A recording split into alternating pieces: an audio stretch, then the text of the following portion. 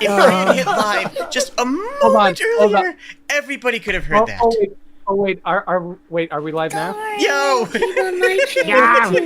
Remember when Boo Boo was the Unabomber? No!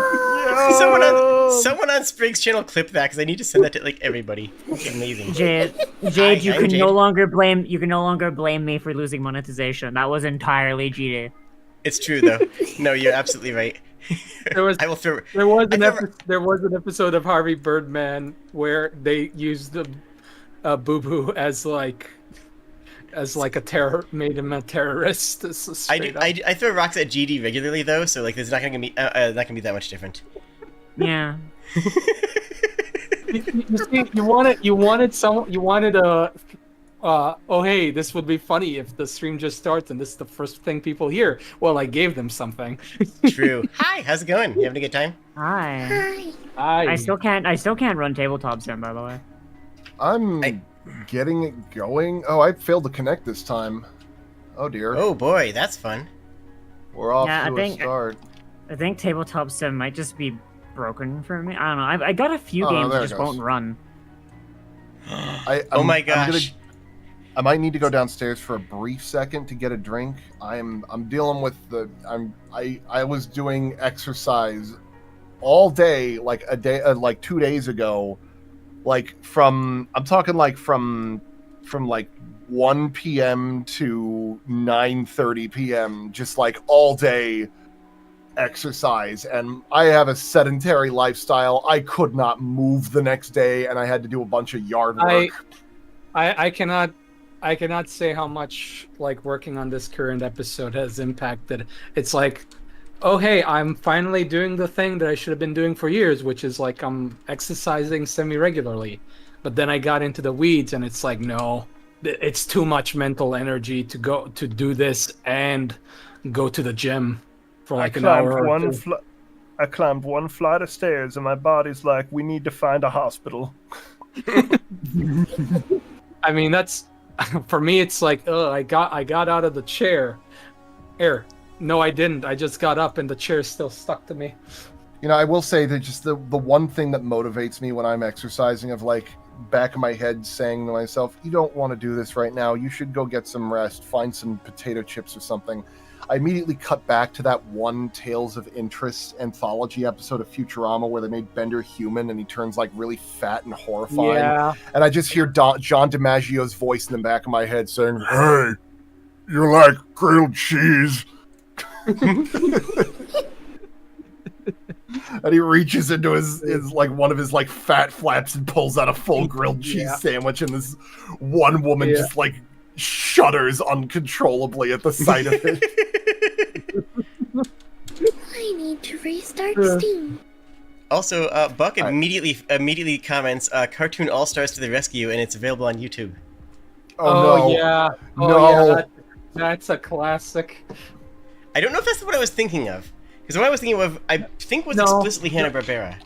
But no, what you were thinking of was something different. If you were thinking of All Stars to the Rescue, you would definitely think of something that's from All Stars to the Rescue. That's the drug episode. Yeah. My brain would have gone straight to Elf. Like if it was All Stars to the Rescue, my brain would have been straight to the animated Elf.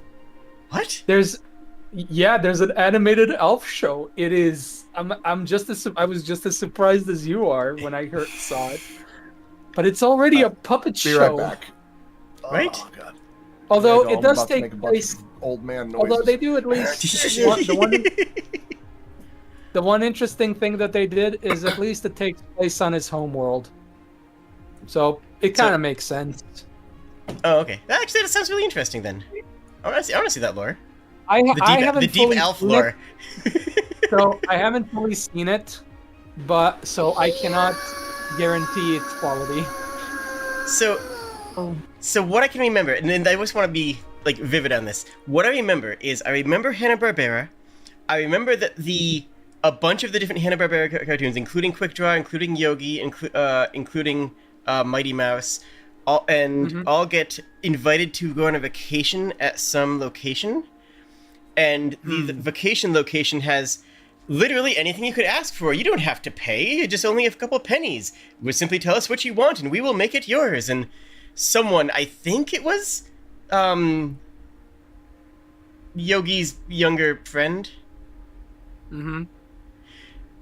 Who yeah, thank you, Boo Boo. I think it was Boo Boo Bear who went behind the scenes, or like, fell through a do not enter door, and saw, oh my gosh, and then they show one of the Hanna-Barbera, I wish I could tell you which this is, but I don't think I'm familiar with it because Hanna-Barbera made a lot of crossover things. Yeah, they did. Shockingly. Here's the thing. Arguably, one of their better things, because it's like, what other studio did that regularly, where they just made a small crossover thing of all their things? Like Grape Ape said they needed a futon, and then Boo Boo saw them take a clump of trees off of a forest, grind and put him into a machine that spat out a futon, and they brought it to him, and he's like, "Oh, thank you." He's like, "I have to tell the others." So that's as far as I remember, and even that can be horribly wrong. It's like one of them. Whatchamacallem, replicators, Boo Boo. Basically, Yogi, you don't watch Star Trek. It's popular enough that I know it. Just gonna roll up in the machine and be like, 500 cigarettes. I don't know how that got popular. It's just them going 500 cigarettes. It's very funny. That's all. It's Klingon smoking cigarettes. What's there to get? I'm just gonna say I hate this working on this episode because it's like there's so many memes and stuff for me to opportunities to make stuff, but I don't have the goddamn time, and it's driving me crazy because it's like 500 insert thing here is a very easy thing to make a meme out of. True. That is. Also, Orville, pretty great. I'm gonna state 80% of the episodes are great. Nice. There's some episodes that might make you go but they're well intentioned. Yeah. Honestly, I was just shocked how much the show made me just very nostalgic, because it has the correct amount of ripping off the Next Generation. So I don't know where Polarm is, because they're like the one person who is all like, yeah, no, I'm totally gonna be there, and they're totally the one who's not here. So I figure we'll soft start when Magus gets back, because I have plans for where stuff we're going to be doing, planning going into doing. Yes. Mm-hmm. Yep. Yes. I swear to God, Skinner's yes. Yes. This was rent free. Every time I have to respond with yes, with a singular yes, it's always specifically in that tone. Yes.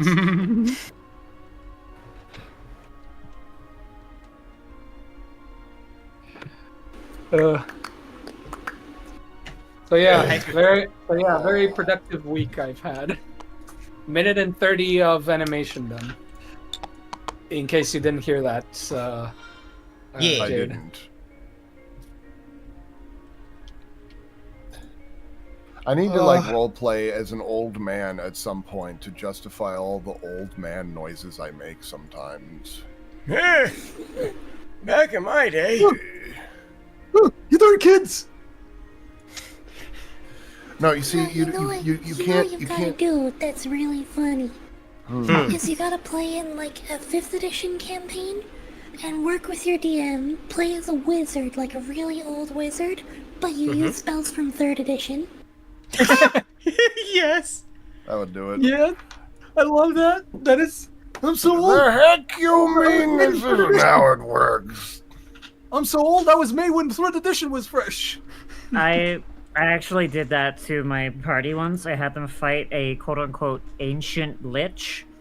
Every single one of the spells was from a older edition, including the ones that went nutty, like one where it's like you just kind of teleport someone. Yeah, you just send someone send someone 60 seconds into the future or some shit like that. Yeah. Yeah, or like Greater Yeah, Wish. you- I mean, You oh, kids just Oh? wait till I pull out my 3.5 psionics book. Oh goodness. or crazy things like Greater Wish. Like, oh, hey, there's a segue back into the game. Get-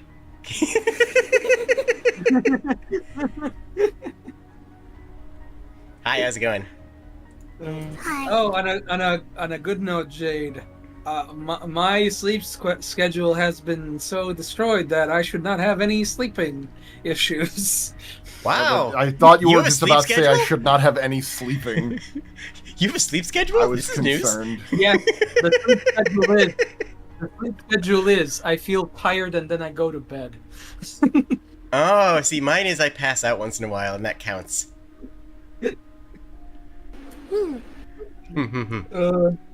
I only pass out while I'm actively in a group activity is specifically when we're just watching and I was already on the edge of sleep, because passively watching something without commentary and such makes for the brain go night night.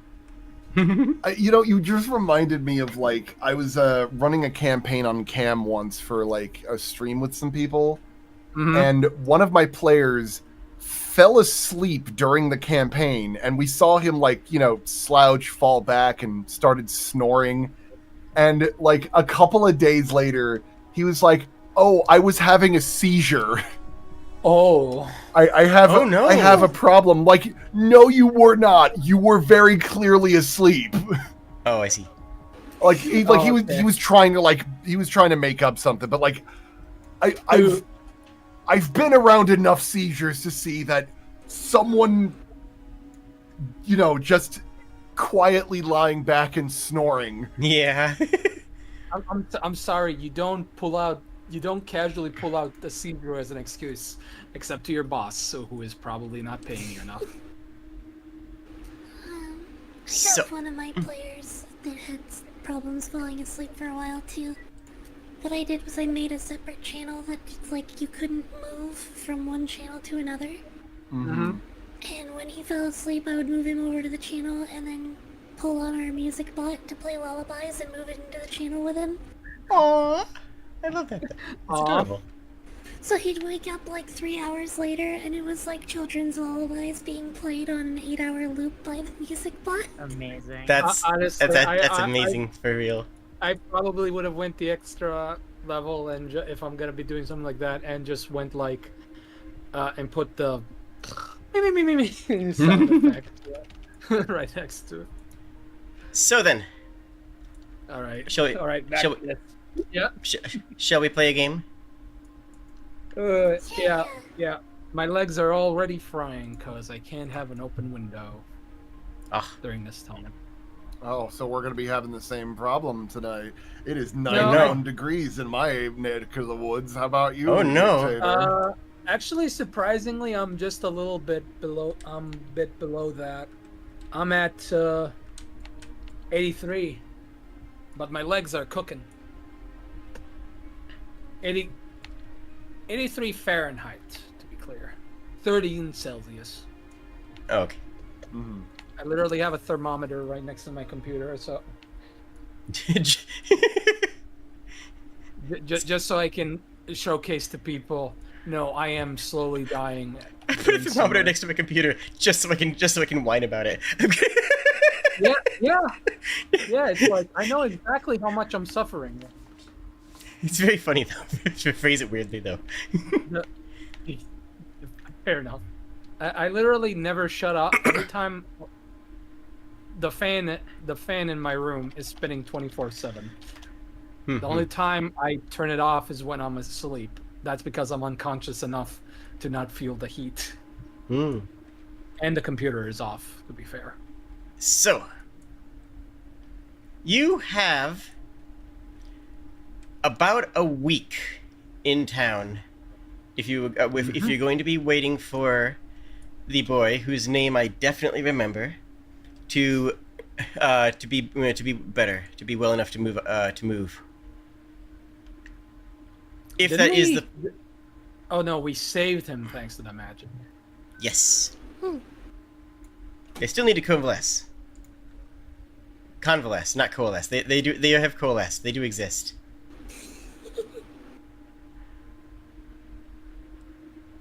So we got some downtime. Well, now the question is, how mad would you be if I was going to recommend a small expedition of exploration? Considering that it sounds like we were planning on having a session of us futzing around in town. I wouldn't be mad. I would be curious, because the exploration was going to be when you knew which way to go. So I'm entirely okay with this. If you have if you have some planned thoughts. I mean, there's a bunch of directions we haven't explored that aren't that far from town. Let me pull up the world map. We haven't gone west There's yet. There's a world map right nearby. Yeah, but there's a proper one. Oh.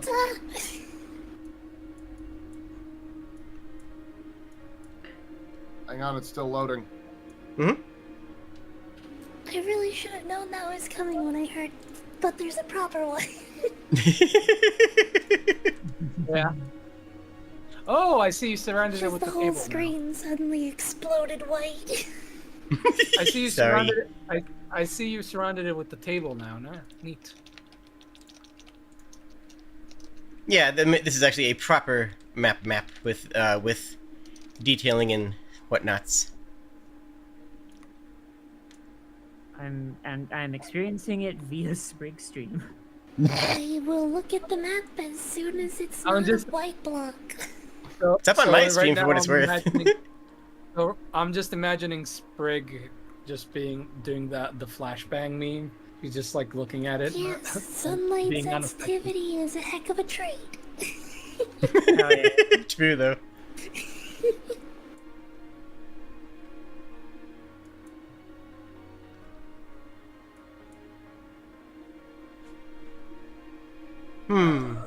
So yes, you guys. This covers, yeah, map stuff. You know, I just realized I still technically owe you the Gribbly Tree map. Yeah, we can talk about that later. Next year's gonna be the minimum when I can do that, probably.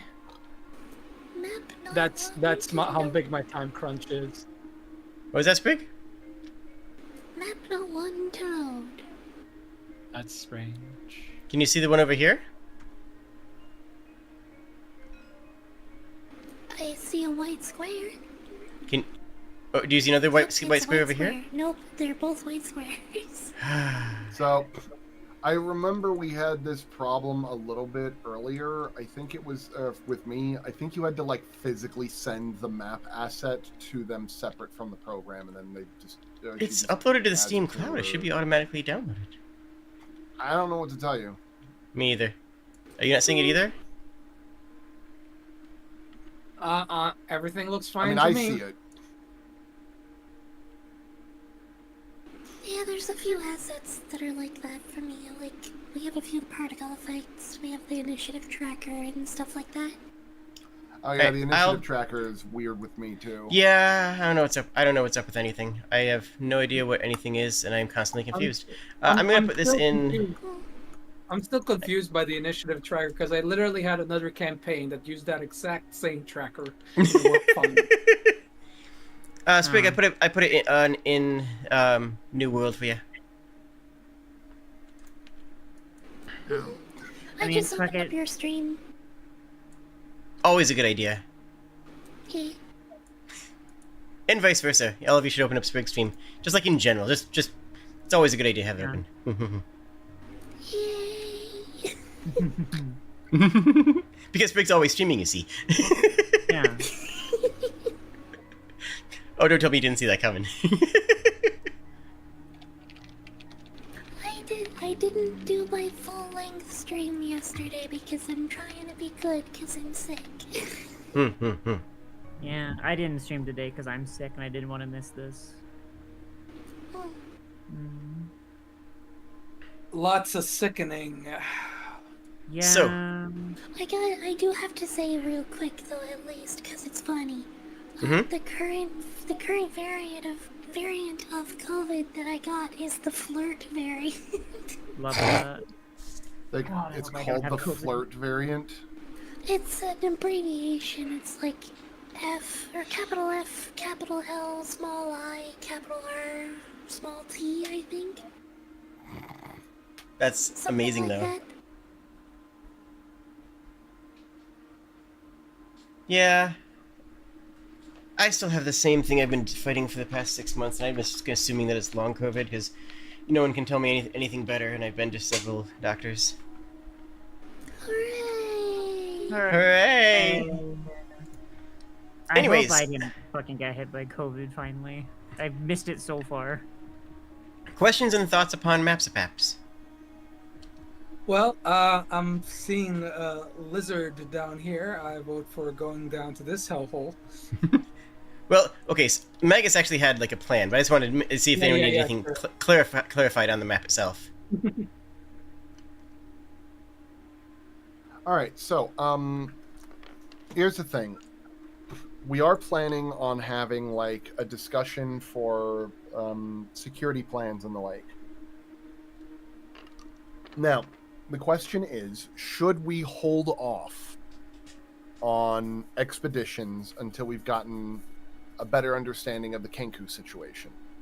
Or should we do a little bit of scouting in the south region to see if we can't like preempt one or two things? Alternatively, it's been a while since we've spoken to the Kobolds, Mm-hmm. and it's been a while since we've spoken to the Gripply. The Gripply may or may not be under like some kind of thing going on. I'm also noticing here giant subterranean lizard. I mean, I put some creatures in here more as like a there be dragons thing. That's why there's the lizards down here and a couple of beasts in the mountains. Because, you know, Oh, I God, always is thought that- of just him this- being like, I'm coming for you. Oh, no. No, at this point, this is a here be dragons. You have not explored any of the swamp,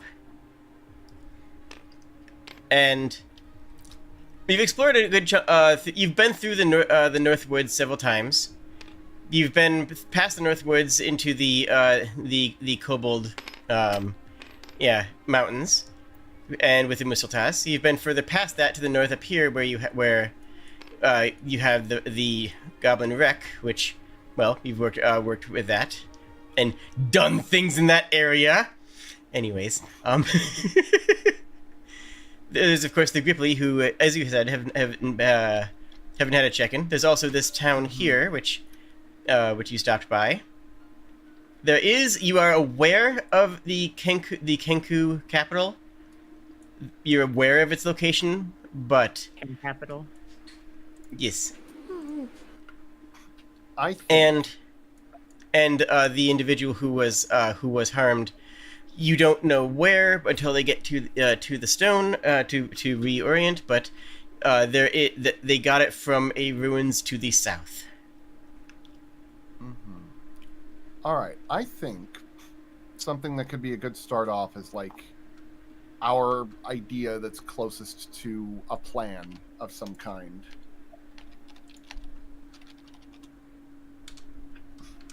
May I open a scene for the party? Where are we currently staying at the moment?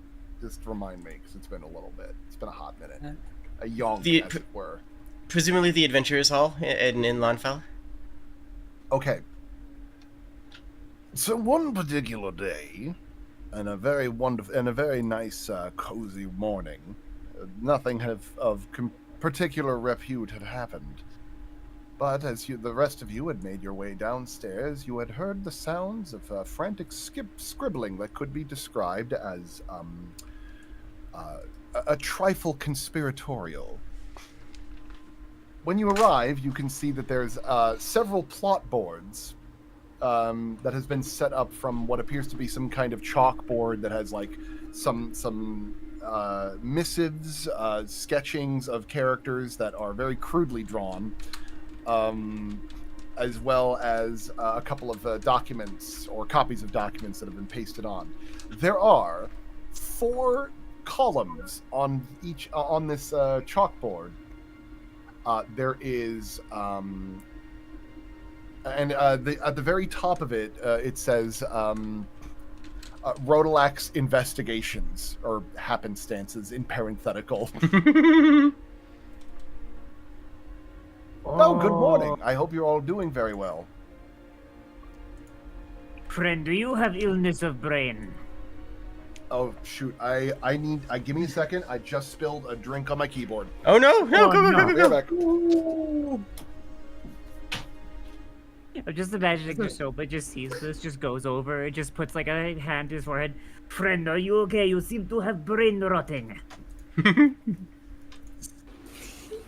Oh, DVD.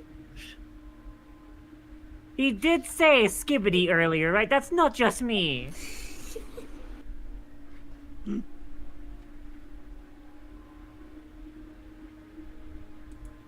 I said no such thing. I'm I currently drawing swear. off my keyboard.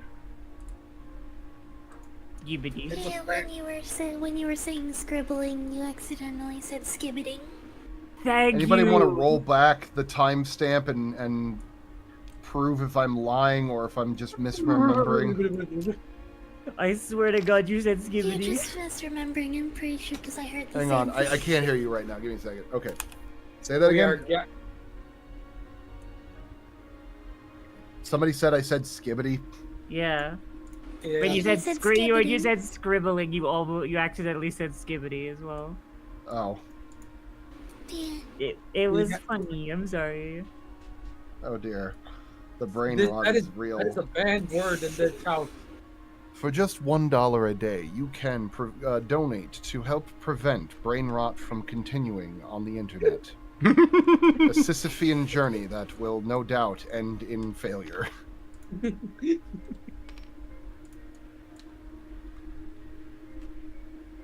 Anyway, 4 pillars.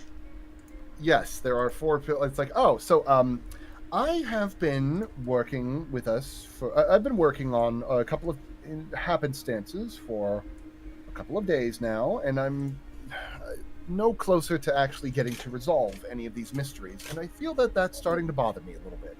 So I've decided to write everything down, to take notes, and for everybody here to participate in a little bit of happenstance investigations.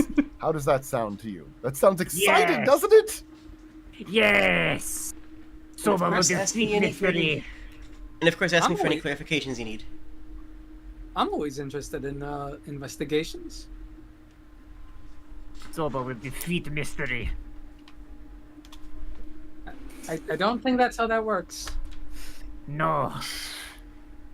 No, that's one- pretty much how it works, actually. There once was lady named Steri. Soba punch her in mouth. Defeated Mystery. Yeah, that's more what I imagined you were imagining. It's like he immediately knew how she was thinking about it. We shall defeat this mystery. I'm making that the name of a big bad in one of my campaigns now. Gonna Miss happen. Terry? Mystery, yeah. Gosh, it reminds me of a setup for a skit that I was going to do at one point. God, what was it? It was one of those other myths followed by names. Dang it. Oh, I recently discovered a cartoon show, an old cartoon show that was about Loch Ness characters, and all of their names are puns. Frightfulness, highness. They all end in ness. Oh. Anyway, Mm-hmm. Yeah. so as part of this, I'm going to list out some of my mysteries that I have here, and We can talk over like what we've learned about them, and these are all like long-running mysteries that we've been having going on in the backgrounds of everything. And since we haven't really had much opportunity to like have a brainstorming session on why things are doing the way they are or what's been going on with them, I figured it'd be worth at least having a conversation about. How does the rest of you feel about that? So, but I mean, as good of a session as any to discuss this. Soba will nod. Yeah, Soba has many questions. Pulls out a little notebook. Now, before you get too broken out of shape, Jade, I will say that I want these mysteries. I believe are in direct correlation to the plot thread, unless I'm mistaking what the plot thread is today. Yeah. I mean, Have I mistaken what the plot thread is today? The plot thread definitely isn't the mysterious artifact that was found and brought back to town that you had to do a quest to be able to help a boy attune to the only way of providing a map directly to where they found it, which will give you an exact map that they took to get to the route where it was. I have no idea. Nope, that's that. Mm-hmm. Do what you want. Yes, Jade. However, you made it. Hang on here. I am pulling out some evidence here and pointing an objection. You told us it would take a week for that child to get better to ask him questions. Yep. Yeah. That was an opportunity for me to say, hey, what does your character do for a week? You have a week of downtime. I would like to hear some wonderful and exciting things about what your characters do as a day-to-day life in Landfell, because I think that's the whole reason it was going to take a week. What we do, Jade, is discuss mystery. What we're doing, Jade, I know, and I what love we're it. doing You is guys we are wonderful. collecting our notes and reassessing what is going on in this mystery, because you have given me 4 separate mysteries that I haven't gotten a chance to sit down and break apart, and they are just piling up. I know that you have 4. You have Sorry. got me into an MLM, and I am packed with product in my garage. I am bursting at the seams. I need to talk about these mysteries. Soba has many headcanons. In my defense, or whatever the exact opposite of defense is, in my whatever, I have specifically given you 5 mysteries because I know that you can only actually have your buff on 4 of them at a time. That was intentional. I can only have my buff on 2 of them at a time. Oh, okay. Which I have been keeping track of. I've been making them, 2 of them passive and 2 of them active. Yeah, it's great. The point of the mysteries is that I'm trying to resolve them, and you are just adding more mysteries. It's like a goddamn season of Lost in here right now. You guys are so close to all of them, and I love it. I love this campaign because you guys are so close to every single one of them. Yeah, you kind of stacked the mysteries a bit high. I did, but like that's the thing. This is not a combat campaign; it's a mystery campaign. That's the kind of Yeah. This is, and I don't feel bad for it. Yeah, that is also true, technically, yeah. Anyway, All sorry. right. Do go on. I just enjoy this ass. All right, so which of the ones would you find to be the most interesting to try and tackle today? Now, we could just do broad strokes on each of these if you like, as he like pulls out like what appears to be like one of those like lecturer's pointing sticks. Because he's been wanting to do one of these kinds of things for a long time and had never ran into a group that would actually be willing to sit down and give him the time of day. You absolutely would. I just kind of imagine like flashback of just a warrior or like a paladin or something being like, let me tell you something, Mr. Bureaucrat. You tell me where the mystery ends and I'll go and punch it until it's solved. Wait, sorry, you reminded me. If you didn't actually finish what I was meant to say earlier. So, it was just an idea for a little, just a scene, like for a TikTok skit, where someone was like, introducing people coming into a theater or whatnot, and this is like, okay, you are Mr. Fortune, and you are, wait, your name is Misfortune? No, Mrs. Fortune. My husband's right there. Like, it's the framework. It's an idea for a joke more than a joke, but like you see where it goes. Sorry, that's all. Do go on. I just disregard that entirely. All right, so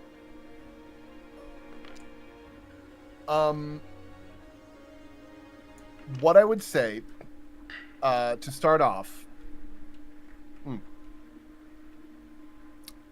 is we have 4 mysteries that we currently have unresolved. And it is at your discretion of which one you want to like look into or talk about first. Now,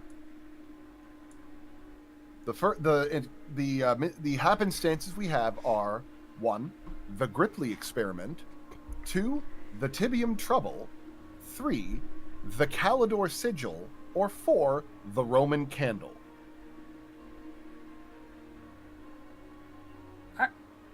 Now, I think Tibium trouble feels like the most prescient because, you know, we got someone with Tibium in them. We could talk to we could have like the players decide which ones they want to do, or we could lean into the chat if we want. Ooh, I hate that idea. Let's do it. So, chat, which mystery are you most interested in today? Please pull out your phones and text mystery to number that is a bunch of 5s and then a bunch of 6s. The texts will be received by somebody. I don't know if that'll actually do anything, but I would also maybe recommend, I don't know, Sprig, do you have like a poll system in your chat, or does Jade have a poll system?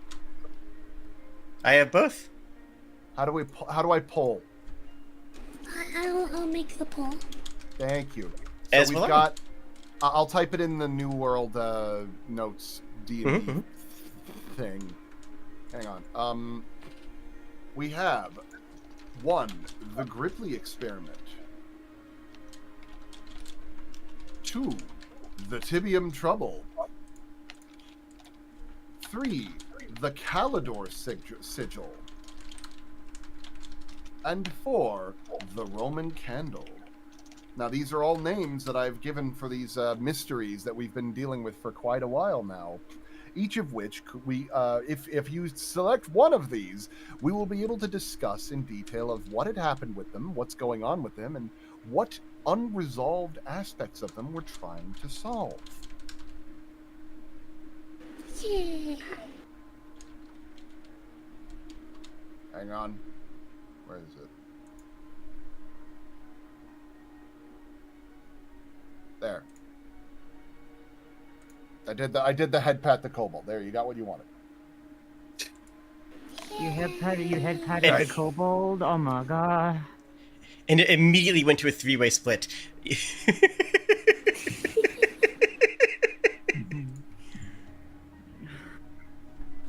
Oh, it's going. Did anything important happen?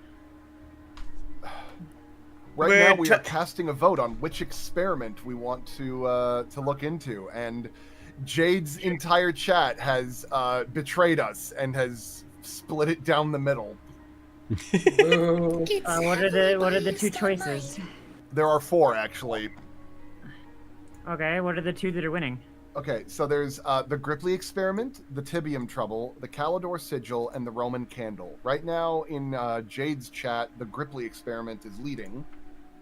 And in Sprig's chat, I'm looking up the Gripley experiment. It looks like the Gripley experiment is probably in the lead at the moment. It's our front runner. All right, chats. All right, here's the thing. Soba holds up her notebook, and you see the little reversed picture of Rodalak. Soba wishes to know about fake fluffy friend. It's literally just a little picture of a fox, like drawn like stick figure legs. But it's reversed. Doesn't. So instead of the 4 Does it mysteries have, that like, I've an been angry working eyebrow? so instead of the 4 mysteries I've been tirelessly working on, you want to add a 5th one to the pot. No, because Calidor was part of what you said. Oh yeah, the Calidor is the right. Yeah. For some reason, I'm so- imagining the fox having angry eyebrows. Yeah, So, no, it does. yeah. It does. Can You just drew me. No, this one has angry eyebrow. It's not you. You don't. And do also that. is facing different direction. Can I just be? Yes. Yes. No, never mind. No, it's fine. No. Go ahead. go What ahead. was your concern? So let's see. We have the Gripply experiment, which you learned the most about by going into an ancient ruin, of which there are ancient ruins in the swamps to the south. You have the Tibium trouble, which necessitates finding Modrons. The last time you found the Modrons, it was going to the south. You have the Candle, of which you would be given an explicit map that goes directly to ruins that are in the south, in the swamps. And then you have the Calidor Sigil, which you resolved the majority of that last time. Oh, so what you're saying is the Calidor Sigil was resolved. Well, we still haven't fucking killed him yet. Until the Hyacinth returns, there's not there's not a whole lot more of loose ends you can go to on there. I mean, you tell me where I'm wrong. Like, what loose ends do you have that you can work on? I'm curious, genuinely, before the Hyacinth returns. So my proposal here. Yeah, I just got back to throwing up. I'm not gonna bother being in character. That's fine. Where he came from, because right now my running theory is that the story that Rodelac told about being put in prism, sorry, and like one of his colors not coming back. I'm back. Like we don't need the Hyacinth here to know like if that's one, something that can happen, and two, if it's something we can just undo and just kill Calidor without having to do anything. Yeah, like I will say. Sorry. Go ahead. We do kind of need Koss here for that part of that narrative, just because they are someone who is aware of being a reflection and aware of what that implies, both philosophically and mystically. And like, I feel like that is going to be. I don't know where they are. I'm quite sad, but oh well. I would say that, like, to clarify, what I'm doing here is not like, oh, we're going to like focus on one mystery and then just like dump everything else and go futz off and do that for a while. This is more of a, all right, let's debrief on what we know so far. Oh, yeah. Can we close some of these mysteries? Absolutely. I just think it's very funny because as a DM, I've been trying to push you in the direction. I've been doing my best and it's been failing, and it's just that failure of mine is extremely funny to me. And that's all. That was the like, no, but I'm trying to get you to these mysteries. It's just funny to me. And this is an opportunity for me to be able to air out. Absolutely. I want to hear everything that you say, and I want to hear everything that you think is going to happen. I cannot wait to hear all this. Just to clarify, there's no slight here whatsoever. Okay. It's just very funny to me. I had a separate thing that I feel like I have to share because it's going to make Jade facepalm almost scared. Oh boy, let's go. I came up with a period possible engine that's even more dangerous. Let's go! I love when they're dangerous. It's a flywheel and Enigma engine, both of which existed before the year 0. Yeah. Joy. All right. Yeah, Enigma engine is just a little ball on a pole that you blow steam through, and it comes out of vents that spins the ball. So having that hooked to a flywheel means that you burn, like you boil steam, to get more pressure build onto this flywheel. Yeah, it's a Greek engine. And what a tiny flaw in the engine, that flywheel is going to escape its housing and fly off on its own. This sounds like something Flicker should be making, not you. Not Cece. I will build my train! Yeah, you will.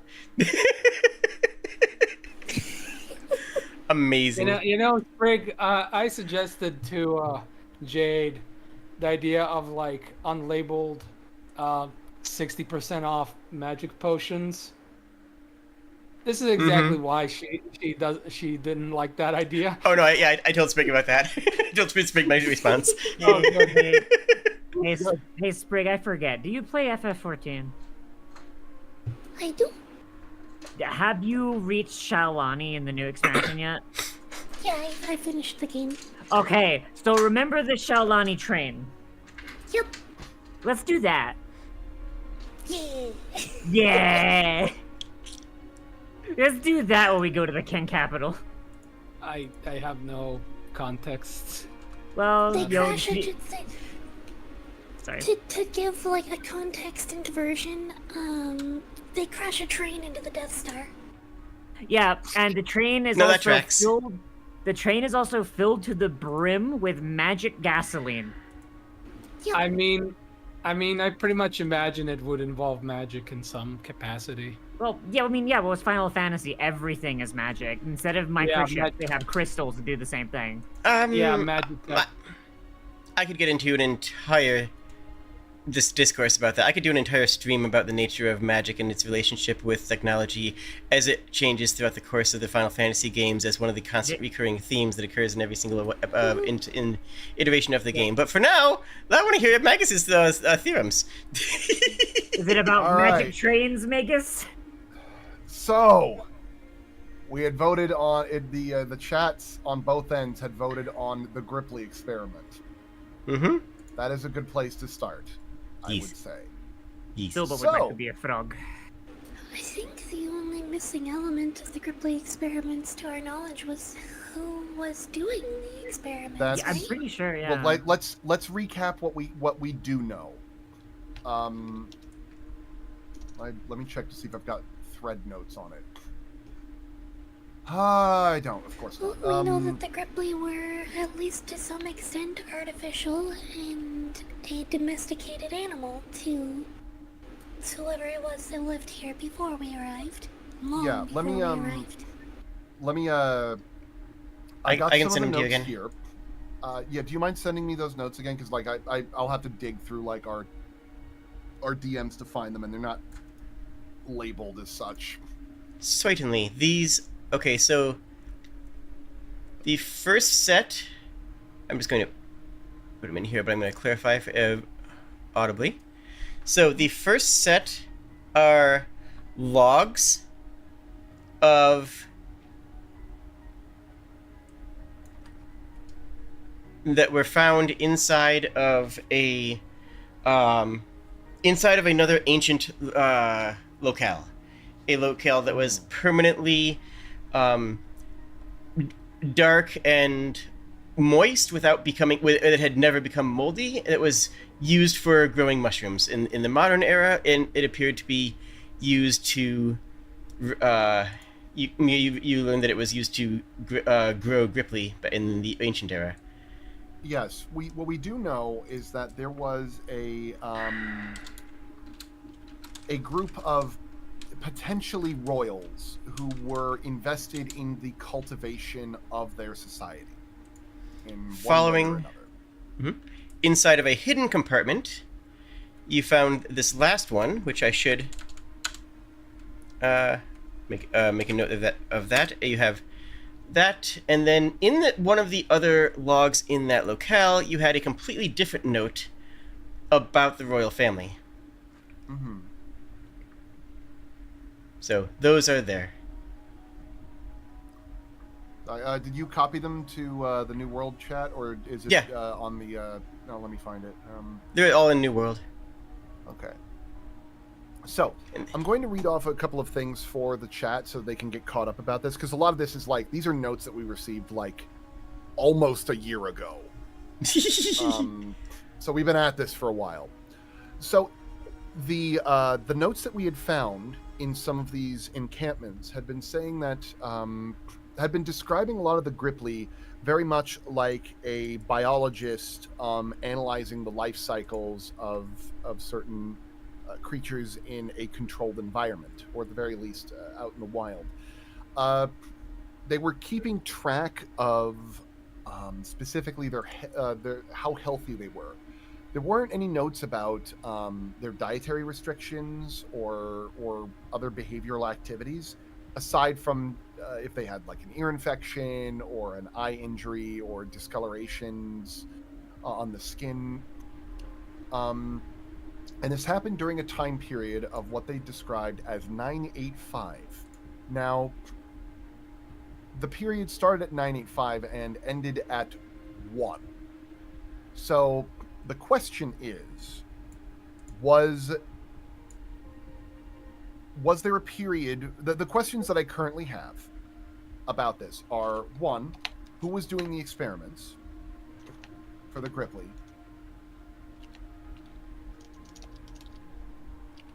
I'm writing these down for myself. Please, yeah. And what was the purpose of the experiment? Which we might know the answer to these questions. We just need to like debrief them because they are like questions that are in the air that I haven't like declaratively stated. Mm-hmm. Now, 3 is 985 or is a 985 or is the year 985 before or after year 1?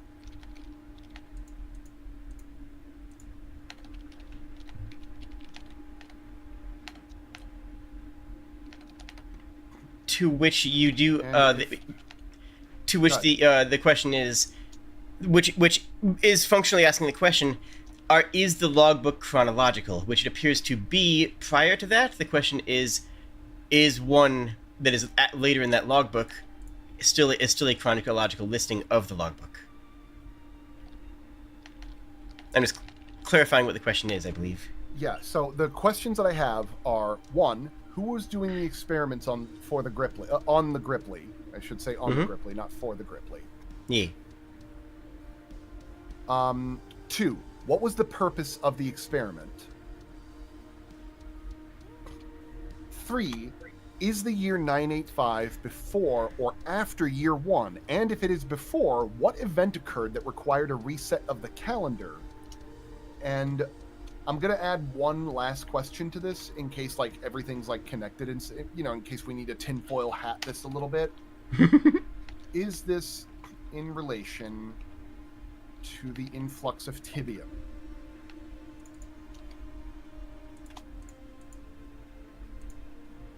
All right.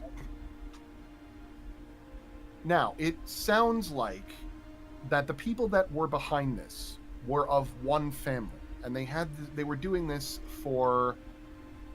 So, may I interject one thing that is? May I give you some information that you already have? That would help because again, this is a partially for the chat, but it's also for me because again, I've been playing this campaign for a year now, and it's been great. I've loved every minute of it.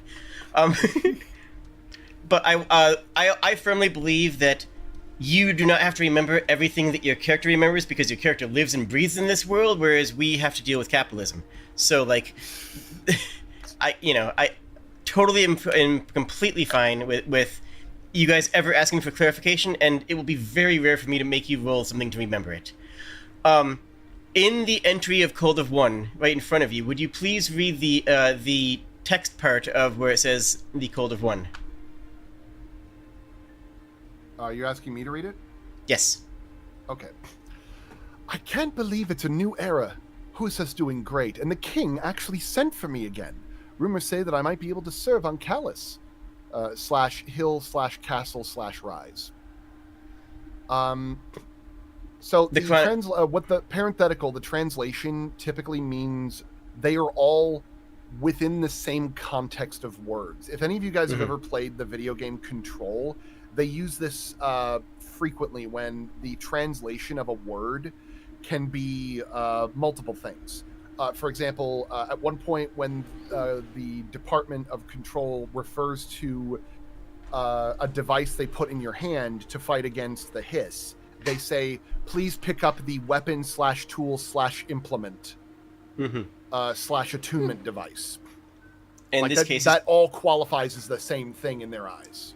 Right. Effectively, the way I've worked that exact concept into this world is that when you translate something, because translations are dicey things in the best of times, and the concept that you can get an accurate translation is itself a fantasy, is that when something is translated, one of the most common ways of doing so is to translate it into Celestial, which everybody can hear in tongues. Everybody can understand every meaning of every word simultaneously. So when the name Callus, which is proper name Callus, also can mean hill, also can mean castle, also can mean rise. When you see the one word, all those definitions appear in your head that are relevant.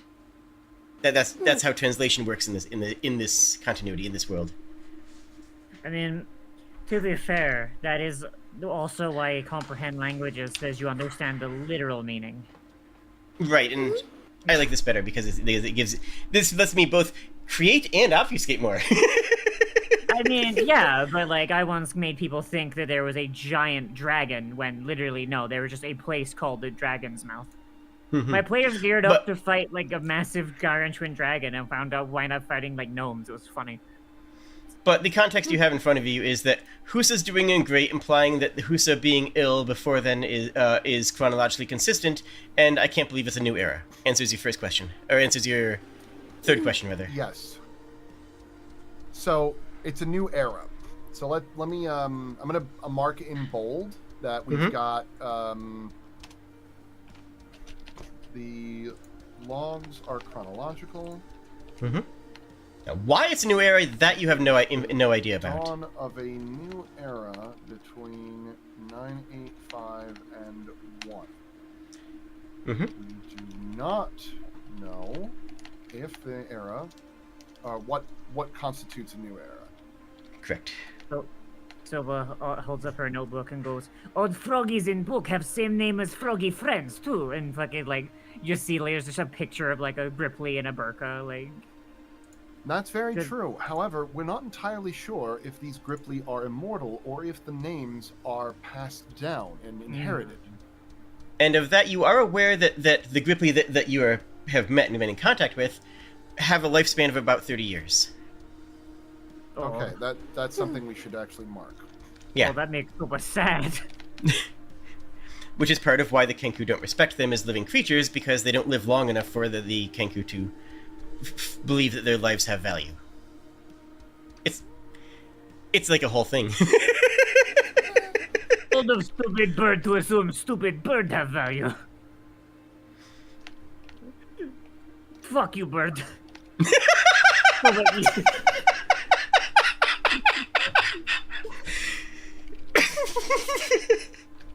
Yeah. I just like the idea of just looking out at like just Silva looking at a window, sees a crow there, and just goes, "Fuck you, bird." Fuck you, bird. Crow puts its feather on, like its feathered wing on its chest, like, well, I never. How dare you? So I learned speak with animal just to tell bird they are a bitch. Oh my god, I could see you doing that too.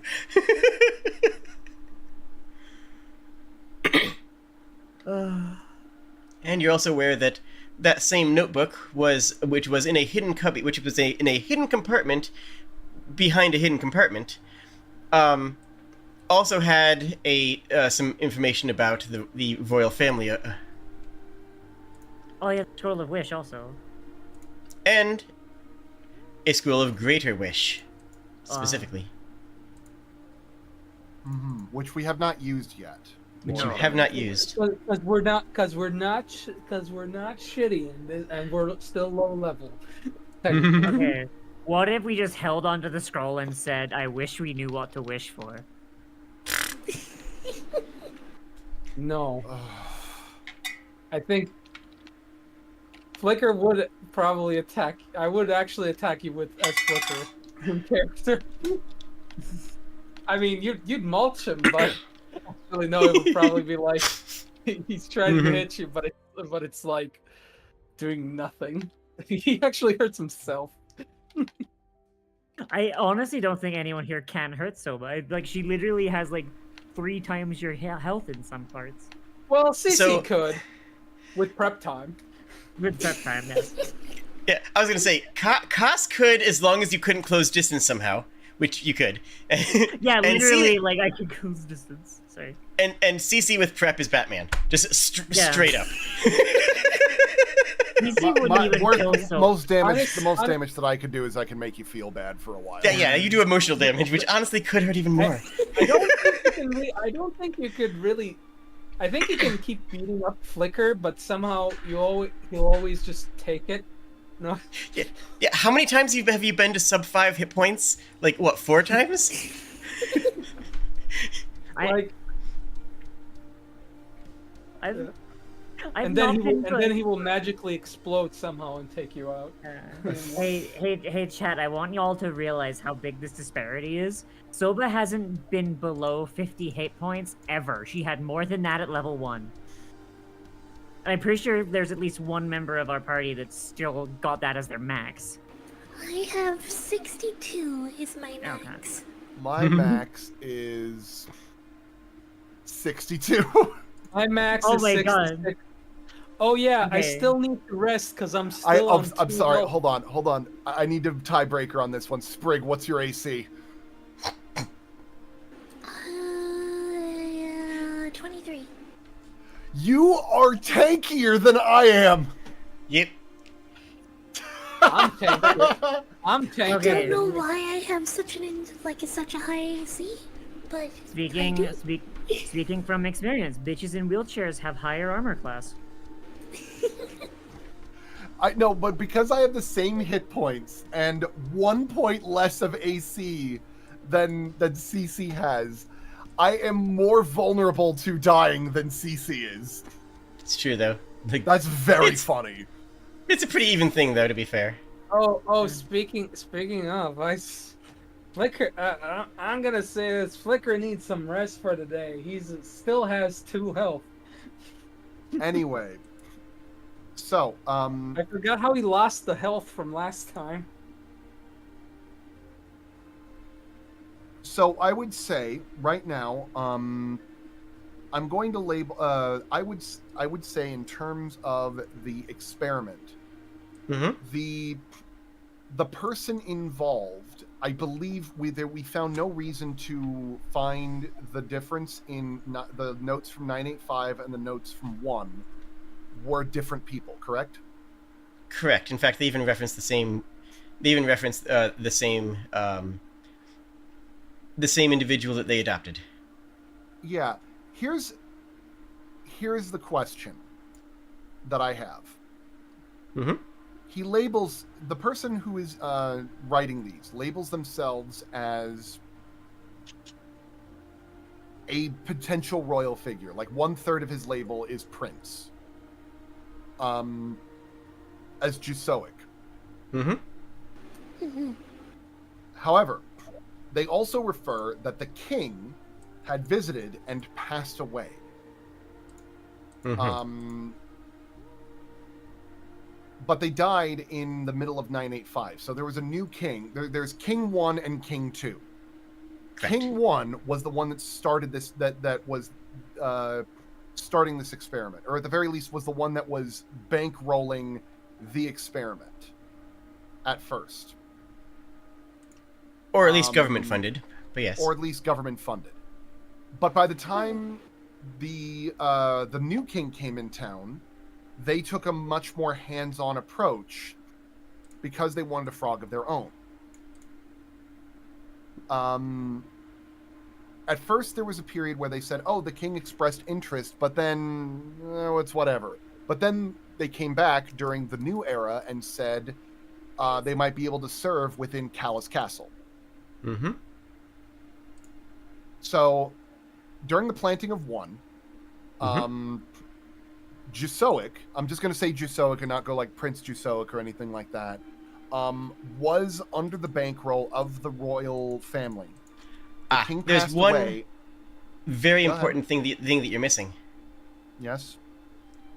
And I think you're missing it because of exactly what's important about it. Yeah.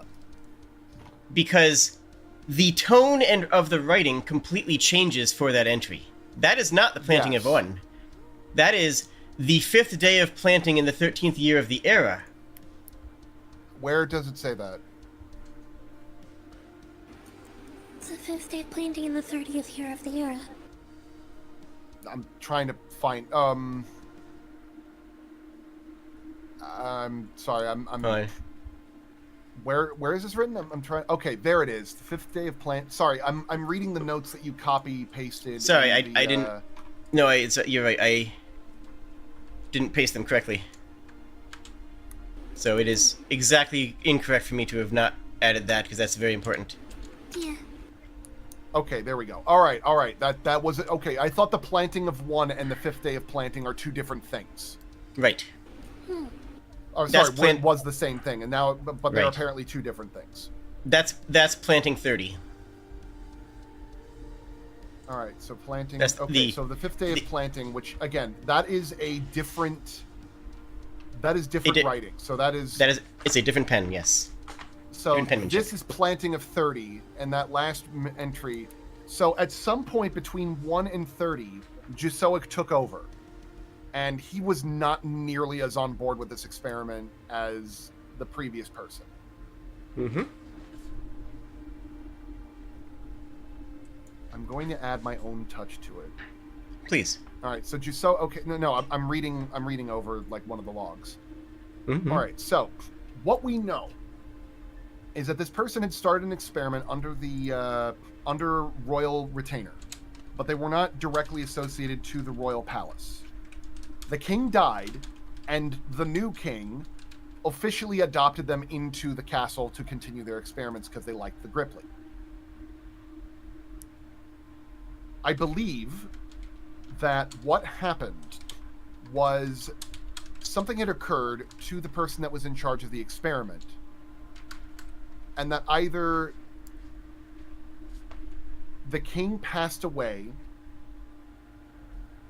and gave the role to Jusoic, or the king was still around. Jusoic was given responsibility over this thing to have more family control over it, and Jusoic just doesn't believe in the project at all, which is why it collapsed, or which is why they kind of went feral, air quotes feral. In other words, not by feral, I mean they broke out of the confines of the experiment.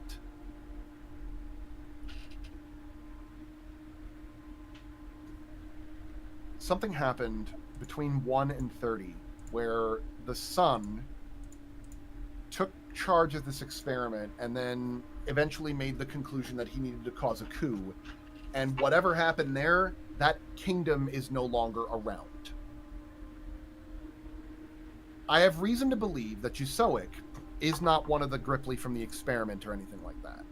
Mostly because the language doesn't match up and they are not speaking in terms that would fit with the Gripply. Could you roll me some sort of investigation check? I think you might have that as a skill. I do.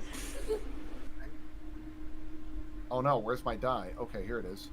All right, so would that be perception or would that be lore or like something or academia? What are you rolling to as you pour over these papers and pour over your thoughts as well? Well, you just asked me to roll investigation. I don't know what you're having me roll it for. For studying, for trying to find connections here. That would be academia. Okay. Yeah, what I'm saying is I'm allowing you to.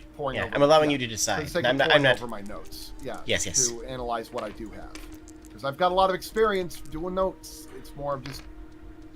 I am so. All right, that is a 15, but I can, because I have a skill that allows me to use Arcana instead of Academia lore. I'm going to roll it again. Mm-hmm. Please do. That's a natural 20. Okay. Neat. Yay! You also 34. have. You found this in another part of the world that had what basically looked like a mailbox by modern equivalency standards. This parchment, which I will encourage you to read through this and pay special note to the third son. Where did you say that? Okay, let's see. All right. I'm going to read this out loud for everybody, okay? Mm-hmm. That this starts mid-sentence. That the good king had 3 children. His first son, Jusoic, also known as the King's Knife, was well known for several successful campaigns to secure and establish the country's borders.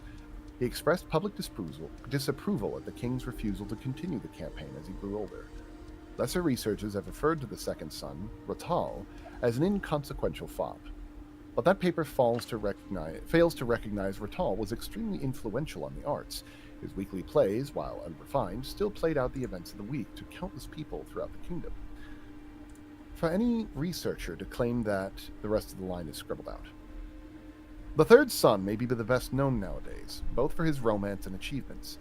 Skirisi, who married an out-of-caste beloved, with a love of science and research. It was strange that he would marry the royal stablemaster, as many papers have been written about their romance as their combined research, which would save the very kingdom itself. Study questions. How many sons did the good king have? 2. Name one accomplishment for each of the sons. 3. In what year was the Great Procession? And 4. What did the Great Procession accomplish? Editor's note, if you write one more goddamn comma splice, I will feed you to my con. I'll edit this into something workable and bring it to East Calais. I'll meet you there and we can talk about it. Oh yeah, when did you give me this note? Because I remember this document from a while back. I just don't remember. This was at the Weatherstones. Thank you. Mm-hmm. All right. So, I have reason to believe that the person that was writing all of this stuff prior to Jusoic taking over either was in relation to I don't think that they were one of the children. The reason why was because they got excited that they had been invited to the palace and that they had spoken in terms that might have been not as invested in this kind of thing. Or they wrote in a way that was very invested, but they weren't like talking about like royalty or procession or anything like that. And they spoke to the king with a level of reverence that isn't like, "Oh, father, let me do my little experiment today." Mm-hmm. I do think that the person who was probably most interested in keeping things going for this Gripply experiment might have been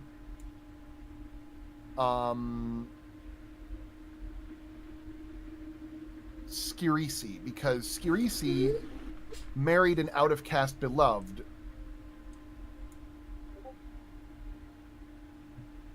They had a penchant for science and research, but it said that they married the royal stablemaster.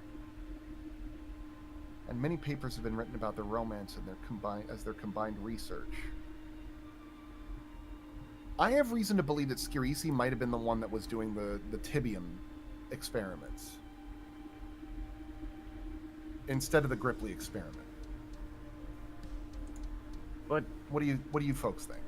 But if they marry royal stablemaster, why would stablemaster do research on robot? It's not that they were doing research on robots. They were. I'm sorry. Go ahead, Sprig. I think that it was the stablemaster that was doing that was the one that was making the Gripply and like managing the Gripply. And it was Skirisi who made the life magic, which is what the Gripply use today.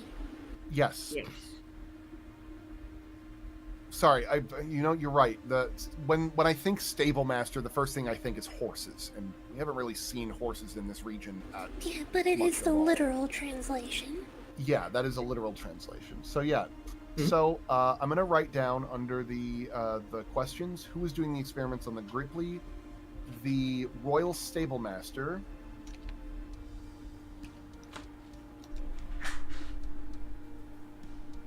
Who married into the family.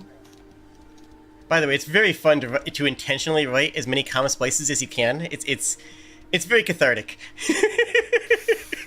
I don't know what a comma splice is. It's when you pause a sentence to add clarification or a side comment. And it is very, very easy to overdo them. You gotta stick to like one in a sentence, if that, and you can't do it too many in a row. Like with a love of science, come off as a run-on sentence. Yep, and like with a love of science and research, it was strange that does not need a comma. You do not need a comma after science and research. That is still the same sentence. It's even though it like, yeah. Yeah, something that my writing professor taught me, like when we were doing stuff, was if you think you need a comma, try putting a period first. That actually solves a lot of issues. All right. The way that I always do it is just I read the sentence to myself out loud, or like in my head, and then if there is a pause there, I add a comma there. Yeah, but when you're on your, like, fifth chapter of the novel you're writing for your midterm, you can't stop and read it out loud, Now, one thing that I believe could be apparent, but might need to be clarified. This is a study book. This is a, is a question, including literal study questions. This is a study book about the Good King. That is definitionally must post-date the other manuscripts you have. Yes. This is looking back Without a on it doubt. as a history. I just wanted to make sure that's clarified because this one doesn't have a date, but the date that is was implied clear. as okay. I just want to make sure because All right. It's not explicit. I'm making an addendum to the year 985. The logs are chronological. The year 985, the event that happened between 985 and 1, I believe, is the Great Procession. We don't know what that is, but we know it was something of great upheaval and great significance. And I think it might have had to do with the sudden change of political presence within the royal family. There's Soba's a reason. Go ahead. Sorry. I was gonna say, Soba's gonna raise her hand and be like, translation is literal, yes? Potentially. Procession mean thing like parade, so maybe is funeral? I don't know. If that was the case, the king passed away in the summer of 985. Yes. The son is the one that eventually becomes the good king. Yes. I think that there was the Great Procession must have been a period where the good king decided to make drastic changes to how royal procession occurred, which Jusoic took offense to and might have committed a coup or something that it would explain why this kingdom is no longer around anymore. Then why would it be called procession? Or Well, yeah, actually. again, what I mean is this, is that, consider this. Traditionally, in monotheistic structures, or in monarch structures, the person who comes into power after the king dies is typically the next of kin, correct? Yes. Yes. Mm-hmm. So what if the good king made the decision that instead, upon meeting the stablemate, or the great stable master, who married their youngest, made the decision that instead the ruling class could be defined by a meritocracy rather than by blood, and had started investing in developing all of those otherwise, which the son might have taken offense to. Wait, well that's not what procession means. If it's literal translation, then could not be that maybe someone important died and had big funeral, or maybe there was a plague or something, so many funerals at once. Fair. The question is right now is that we don't know how much time has passed between Cold of 1 and Harvest of 985 because there's too many unreadable entries. Mm-hmm. Probably May I make just one? Died. Sorry. May I make one other reminder? Thank you. Yeah. Please. Take a glance at the what I have highlighted on my stream. Hold on. Oh, I have to dig through it. Okay. I Right. got 20 tabs open, Jade. Come on. Right. All right. So here's.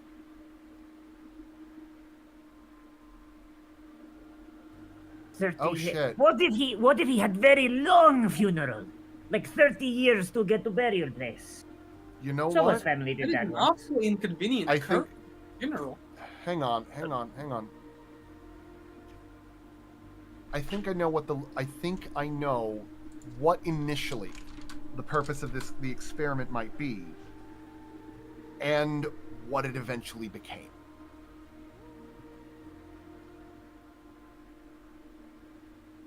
I'm under the impression,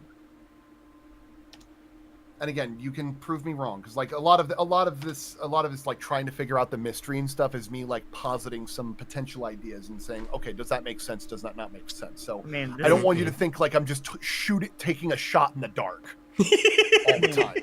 I mean, like I'm trying to think about this, like what Soba would know, and I know Soba knows words, and I know Soba knows like traditions and stuff. So I'm just like I'm trying to think like how would Soba parse this? She knows what a procession is. Do we have any kind of like legally distinct public domain mystery music to be pulling on in this? Because like, it's a shame. I do, but I'd have to sift through my libraries to find it. It's fine. Honestly, it's fine. you could probably just use. I'm pretty sure that someone has like the old Scooby-Doo soundtracks on there. They're not. They're not. They are not. No, they are very not public domain. Yeah. No. Hey Jade, we have a Hello? map, right? We have a map, right? Yeah. Okay. Soba would like to use her knowledge of the mountainous regions to try and see if she can find, like, something that, like, you know, if you squint and, like, shoot your mind back several thousand years, could have been, like, a long road. You know? Like, you know, like how, like, Roman roads, right, that have long since worn away, you can still kind of see them even, like, thousands of years later. Yeah.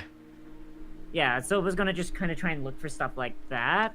Because currently her theory is, King died, burial place is very far away, so it was a very, very long parade. That is Soba's, like, thought process here.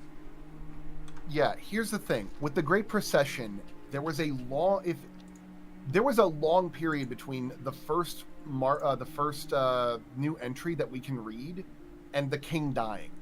We could assume it's been like 20 to 30 years or something like that. The one thing that we can assume, though, is that the stable master is the same person between both of these. Husa was healthy at the harvest of 985, but got sick between 985 and Cold of 1. So there was a reasonable period of time between the two things. So the Great Procession either was in regards to somebody else, or the burial for that had to have happened a little bit longer after the fact. How we know the same Husa? I'm going to read this entry here, because just to make sure it isn't missed, because this was found with the Scroll of Greater Wish and with the Gripply gemstones. Yes, I was actually about to talk about that one. Oh, I'm sorry. I didn't mean like I got distracted a little bit by the emphasis on the procession thing. Give me a second. Yeah. So, the Life Project. So I believe that what had happened is that he was the stable master was hired to experiment with this thing by the royal the royal family. The king passed away, and the son, who we are now referring to as the Good King, took interest in their project. And they eventually, the stable master eventually married the youngest of their children. The Life Project has been going on for a considerable length of time. And it was involving the Gripply and life magic, and the fact that the Gripply use this life magic in tandem with these greater wishes. Mm-hmm. Which you also know is blood magic. Which we also know to be blood magic.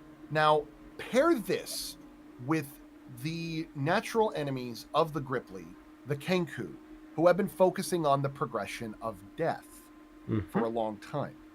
It's entirely possible that the Good King had a vested interest in this project because it might have potentially either been one of two things. Either one, a terraforming project to make sure that lifespans were significantly expanded, which the Kenku would have taken great umbrage against.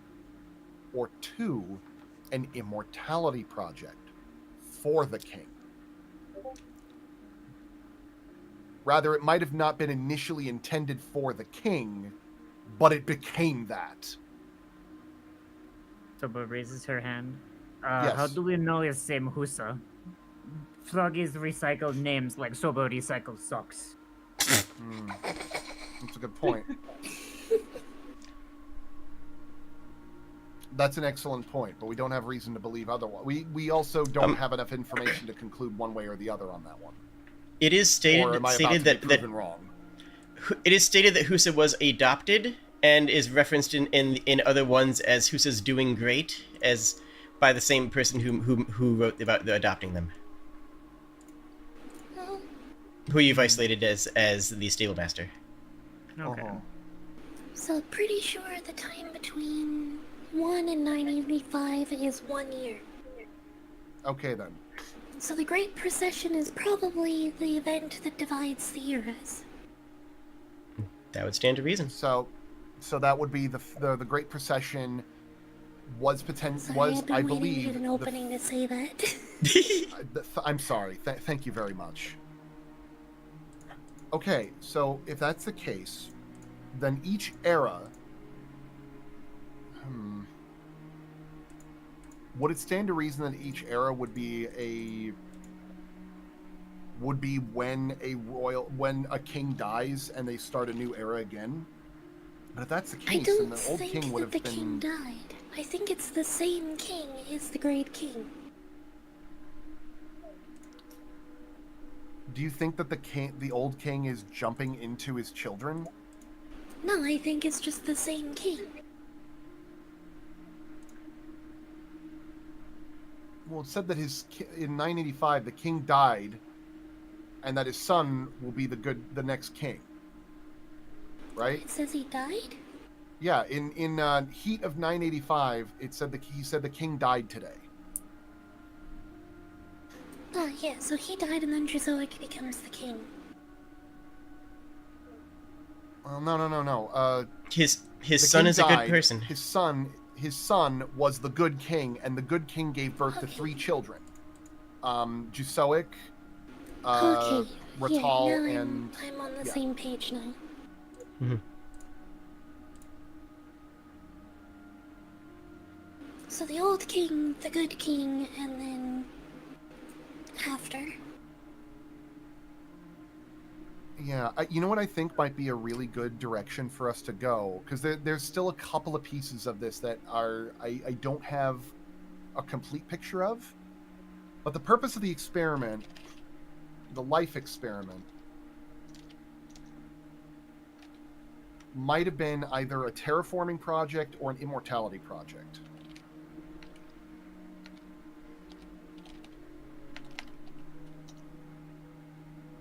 Because the stable master maintained that she was mostly interested in ensuring that the Gripply could live long and fulfilling lives. They have a lifespan of about 30 people. Have we seen a Gripply graveyard? No. No. Yeah, I think that the life You've not inquired project about it was meant to save them from some looming disaster, if anything, given the other information that we have. Yeah.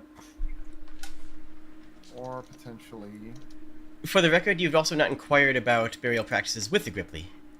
Which we will need to ask about. But no, you have not seen any sort of form of Gripply graveyard. Okay, I'm going to add another question to that. There is a human graveyard, and I should say, newcomer graveyard. You have not seen any indication of a Gripply graveyard. The goblins had a sort of a mass grave site where they're just bodies that don't move anymore, so they don't care. And you've also have not inquired upon the kobolds, though. Yeah, Yeah. which might be in relation to said disease. Mm-hmm. So we've seen how Gripply life crystals are made, right? Yes, you have actually seen one made firsthand. Okay. So How were they made so again? I just need a reminder. hang on, let me. Let's Yeah, finish, and then yeah. I'll go. Yeah. Let's Silver Yeah. Cook. Yeah, because Soba is literally about to say how. Soba goes. So froggies make magic whisk crystals by throwing dead thing into pot at base of tree. Why not make crystal out of dead froggy too? It's just efficient. That's what I'm thinking. I'm not entirely sure that they're making the crystal out of the dead frog, but rather they might be doing some kind of procedure that's allowing them to prolong their life at the cost of potentially their memories and awareness of such. Wait, where is this coming from? Well, the life experiment had said that they wanted to make sure that the Gripply would have everything that they would ever need. The Kenku don't respect them in the slightest and consider their lifespans to be too short. But one, we haven't seen their burial procedures yet. We also have not seen how they revere their history in that regard. It stands to reason potentially what this life project might have done is that with their life magic, they are making them not have an afterlife or like a life after death, but rather a perpetual present where they just keep resetting their life cycles in some way or another. Have we seen the other Husas? Like, in character? I know we've seen them like, from a meta perspective, but have we seen the other ones in character? Because there's at least 3. Okay, It's not. thank you. It's not an uncommon name. All right, Yeah. I just wanted to make sure. Because, like, that would be Soba's thing. It's like, well, we've seen that there are multiple Gripply with the same name because they're not very creative with names. So we had a couple of one thing in particular that I'm thinking about was back when we had we found a couple of those nursery rhymes a while back, which I think were stories that had been propagated by the second son, Ratal, because he made a big thing about weekly plays and stuff, which I assume were going to be Shakespearean in style, where they had like quiet choruses and song and so on and so forth. Something the Gripply still do. Which is a thing the Gripply still do. It's functionally the news. Yeah. It's news theater. It's raining, it's pouring, the good king is snoring, with a knife in his back and a frog for a hat. They say that the old way was boring. Yeah, Frog so for a hat. Oh my god. I believe that what might have happened after the last entry from Jusoic, or before I believe after what happened when Jusoic said, okay, he's going to ruin this family, is that he betrayed him, because I believe it might have been possible that he might have thought that the king was getting too obsessed with the Gripply, or at the very least some relation to that, and that led to a coup and the collapse of their kingdom, as Jusoic tried to take command. Made his opinions quite clear that he didn't think that the good king was actively doing enough. Yeah. Like that there were conquests that could be done and such that they just didn't. Because So he I'm didn't not plan sure on that enshrining the Jusoic. Gripply was necessarily an overwhelming concern from the great king, or the good king. Well, it was enough that he was taking on debts and experiments that Jusoic felt was a waste of time, and we also found this note attached to the Gripply experiment notes from the Sable Master. Yeah, I think that Jusoic, though, didn't see the life project as valuable. Yeah.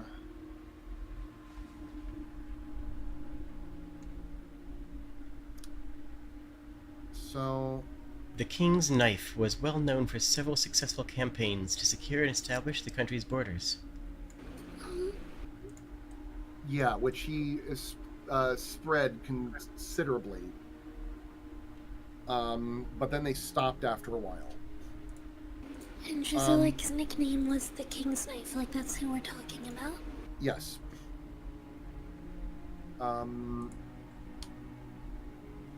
I imagined that Ratal was expressing a lot of his opinions about how things were going about in that very smarmy tone, which kind of led to him being labeled as an inconsequential fop, probably by Jusoic, who was probably getting a lot of running commentary and stuff. But I think the secret to figuring out all of this might be behind Ratal's children's poems, or performances. Did we have I believe that at one point there was a reference to a bell, a den, and a well. From what I'd seen in my notes, but I'm trying to figure out where. Did we ever? I'm going to do an academia check to remind myself if we ran across a well at some point. I believe we did. Is that okay? If I roll? Yeah. Sorry, I was absolutely. I was just waiting for the dice. Yeah, absolutely. And I'm feeling absolutely useless this session. Nah, you're fine. 22. Oh, sorry. 18, 19, 20. Yeah, 22.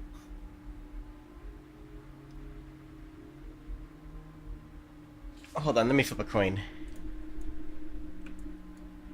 Aw.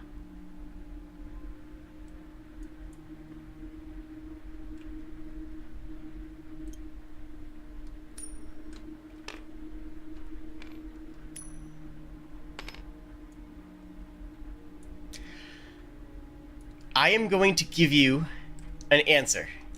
You may do with this answer how you please. All right. In the side story, where we played Everyone is John in the Old Kingdom, there was a great well placed prominently in front of the library, where all of you ended up picking up a dead drop notice. So do you mean to tell me that the side fun storyline thing that you were doing was lore building for this campaign? Yeah. Explicitly. We knew that at the time. Yeah. I couldn't remember. I'm sorry. My brain was in different places for that. There was the Grand Fountain and well. There's a Grand Fountain and a well. Well. It is very well. So you may do with that answer, with how you please in character. All right, so let me mark down. I'm gonna mark down in a note here. As we've kind of got put together by now, Chizoic assassinated the good king.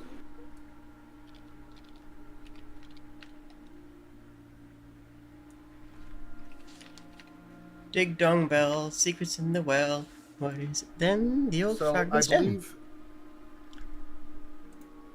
Do you think the old frogman might be referring to the stable master?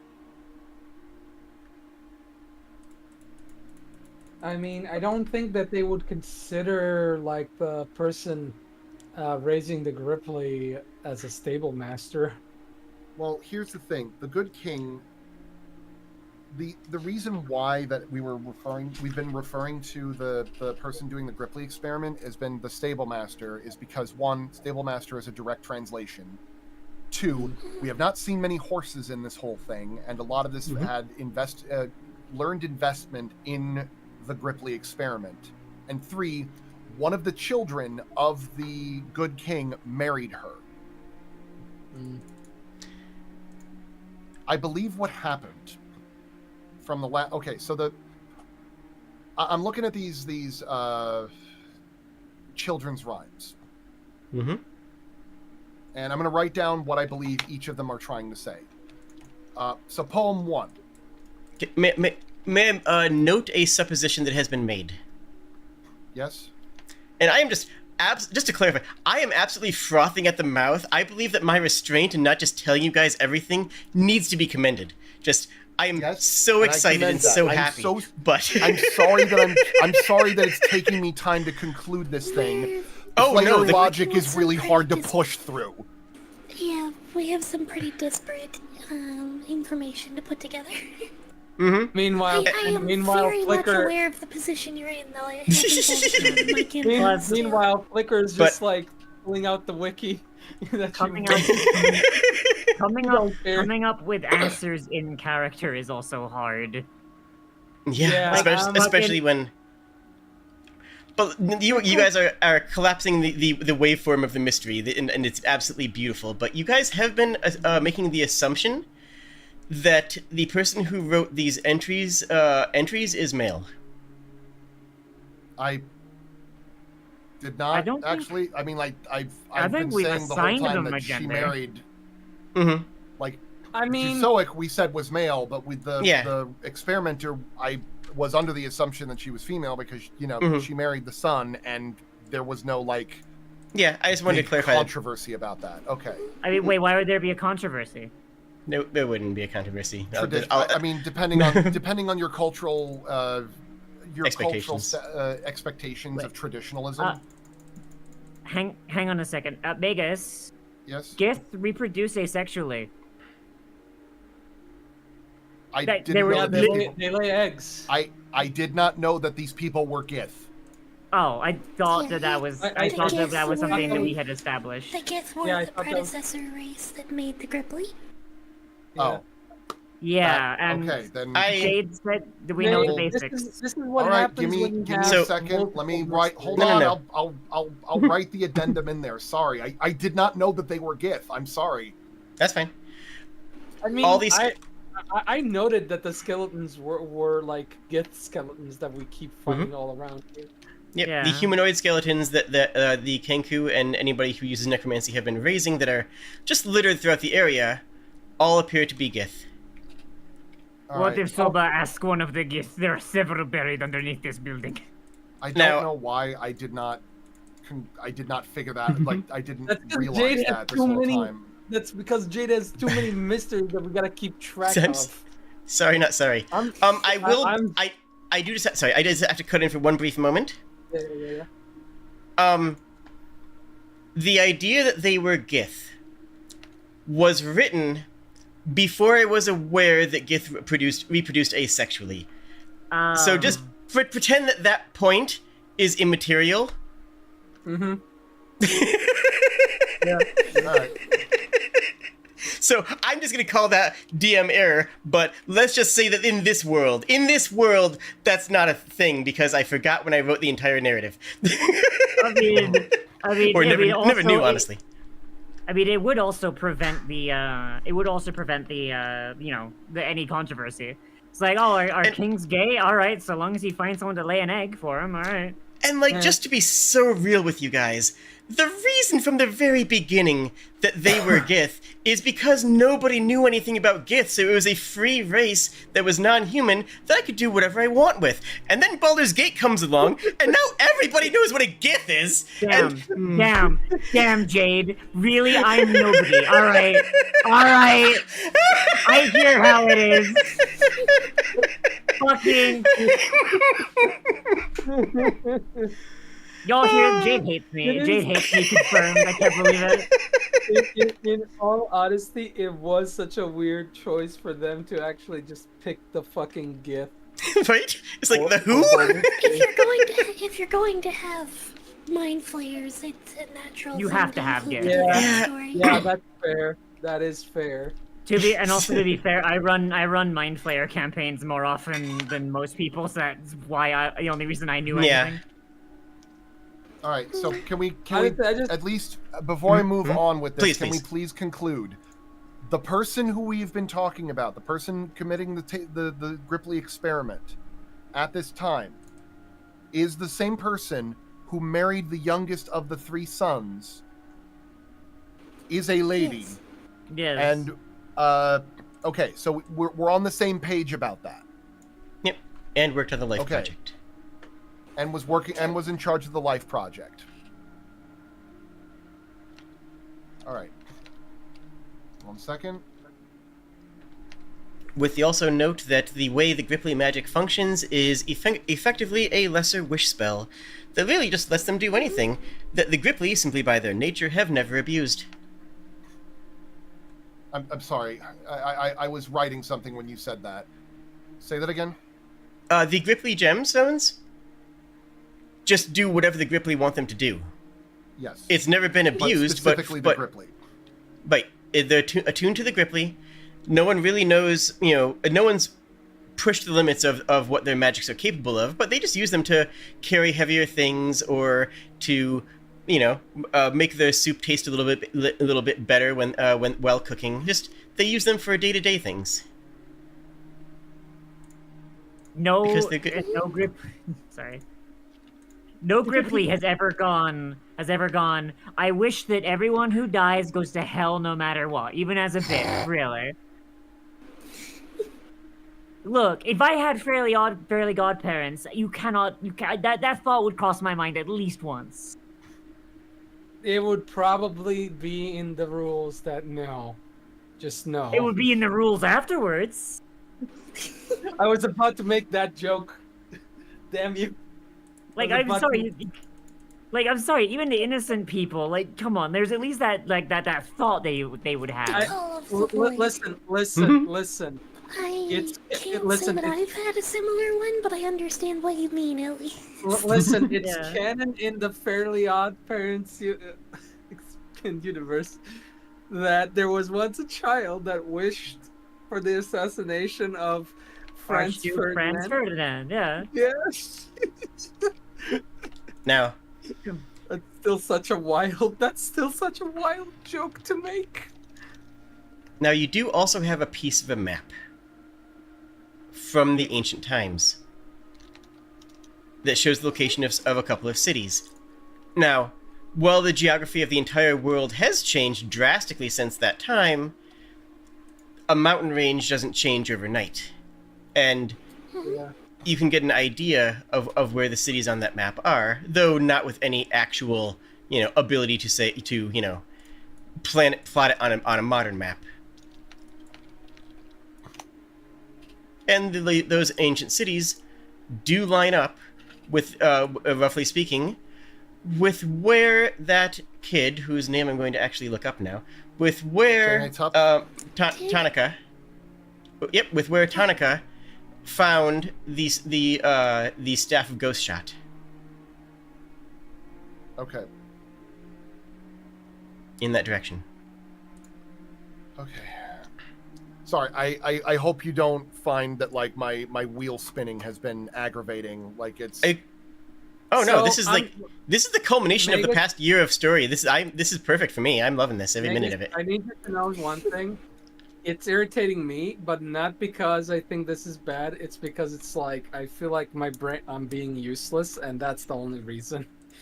You're not like this again. The thing is that when it comes to this, literally, this is the only reason I'm in the party is me figuring this shit out, which is why I'm talking to everybody to get an idea of what's going on and how it's going on.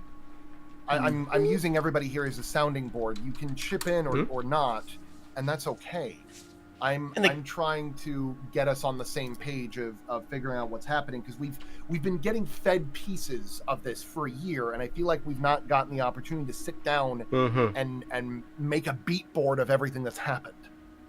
And Alright. this is primarily a campaign about cultures and mysteries, and each of you serves a very important role in this world, with GD with Flicker, I should say, being the one who meets with the children, who understands the humanity of the people, and is more uplifting towards the smaller elements of culture that tend to get overlooked, with Cece, who understands the nature of technology and the nature of what people have to work with, and farming and agriculture, and this wealth of knowledge, of academic knowledge that helps understand how the societies are put together, with It's a broad logistical knowledge. logisticals. Yeah. You have Soba, who is sort of like an emotional center, who herself comes from a very different background than anyone else in the party, having the benefit of being like, I actually know about some necromancers and living in the wilds, and I feel more at home in some of these places than I did in big cities, being able to perform that level of connection with many of these cultures, while also having the ability to just, let's be honest, function as like a voice of reason sometime, like when everyone else gets in too deep in their own heads. Soba's the one to say, hey. We have I get too caught in my own head. Yeah. Until we see a necromancer, and then it's like, okay, Soba smash now. we have we have Koss, who focuses more on, who knows more about black market and, you know, the darker and seedier side of things, the part of the culture that most other people overlook or pretend doesn't exist, as well as having an intimate knowledge of reflection and magic to a greater extent of it than anyone else in the party, other than Cece, which is more of an academic level as opposed to a practice level, who has this connection to it. And then Magus, you have the one who puts it all together as the investigator, but all of you have had but to say that this is just your role is like this is the entire party's role. You are very specifically attuned to piece the pieces together, but with the rest of the party in working as a team. And I love it. This is a beautiful campaign, and I love all of you. So, the broad strokes of my understanding of the situation, if you don't mind me, putting my broad strokes explanation out. Yeah. We have the old king who passed and handed down the throne to the good king. Yes. The good king initiated what came to be called the Life Project, which was a pretty big deal. Obviously, it was a very large expense. And Giselic, the first son, did not believe that it was valuable and thought that conquest of other nations would be more valuable. But we have the belief that the Life Project was vital to the survival of the people and the health of the kingdom on the whole.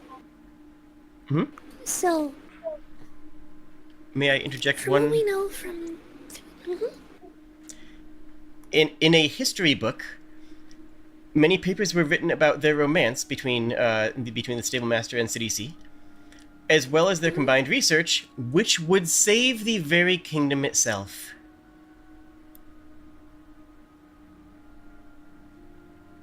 Yes. So that leads into the Life Project, as I was mentioning, as best we know at least. And then Giselic, in his criticisms of the Good King, ultimately came to the point of assassinating the Good King to seize the throne for himself, which is kind of the piece that we learn for the, everybody is John thing that we did. Yes. As well as from one of the children's rhymes. Yeah, I've got a list here of what each of them means, I think. This may have been what was called the Great Procession. The Great Procession was definitely an event, though that wasn't just like a funeral procession, because we have the history book that's saying that it was necessary. Yes. Like why it was necessary. So it might have been not just a funeral, but like a period of massive reform. Yeah.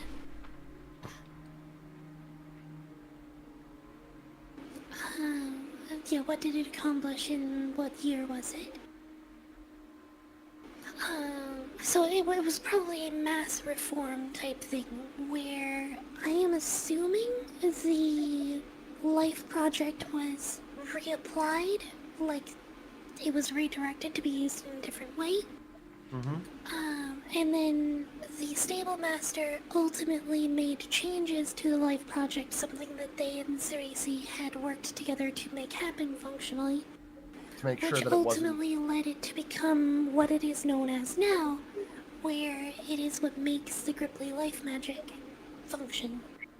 Yes. So I believe that it's from what it sounds like, the Stable Master had done this in such a way to make sure the Gripply were safe after she was gone, or at the very least, whatever she whatever they would move on to, that they would make sure she made sure that they thrived for the foreseeable future. Because it said here that I'm going to make my own touch to it to make sure my little froggies have everything they could wish for. They made incredible developments in the past 30 years. So here's what I'm thinking each of the poems meant. The first poem, with It's Raining, It's Pouring, very clearly, the good king was backstabbed one rainy night by Jusoak, who believed the king was stagnating the kingdom. The second one, Tac the Smithy's Con. This is the one that I have the weakest idea of what it might be about, because I'm not sure what con means. We know from context from the editor's notes that Con is some sort of pet similar to a Gripply. Probably more along the lines of, like, a large cat or something along those lines. Okay, then. So, I was under the impression initially that maybe they discovered Tibium or something like that, but it sounds like that... If I may? Smithy's... Go ahead. I believe you found from the when speaking with the kindly old Kenku, the nice one. When he saw that you had a caged bird, he referred to it as a con.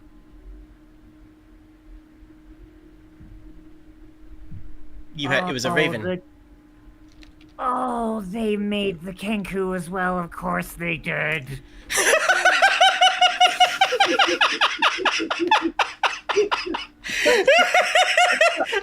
It makes sense.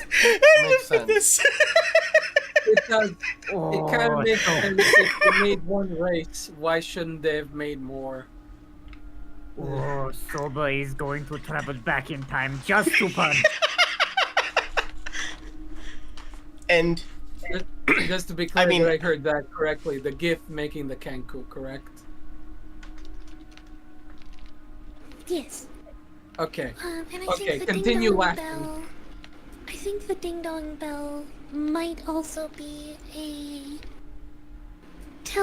like a story of telling the assassination of Cerisi and the Stable Master as well, possibly. Yeah, that's what I was thinking. So, like, Tabletop was hired to flood the research den before their findings were revealed. The rat that they might be referring to could be the Stable Master, Cerisi, or somebody else. I'm not sure. Drown a rat who never did They any said it was true Old harm. Frogman's den. I don't know if Yeah. Cerisi was referred to as the Old Frogman. So Scarisi's the one who married the Stable Master, right? Yes. If Sobo was going to make fun of somebody whose partner had life work or frog, would also call them Frogman. Okay. It's probably not something that is positive. Well, yeah. So, Reminds Soba of high school. Very mean. You had So I high will- school?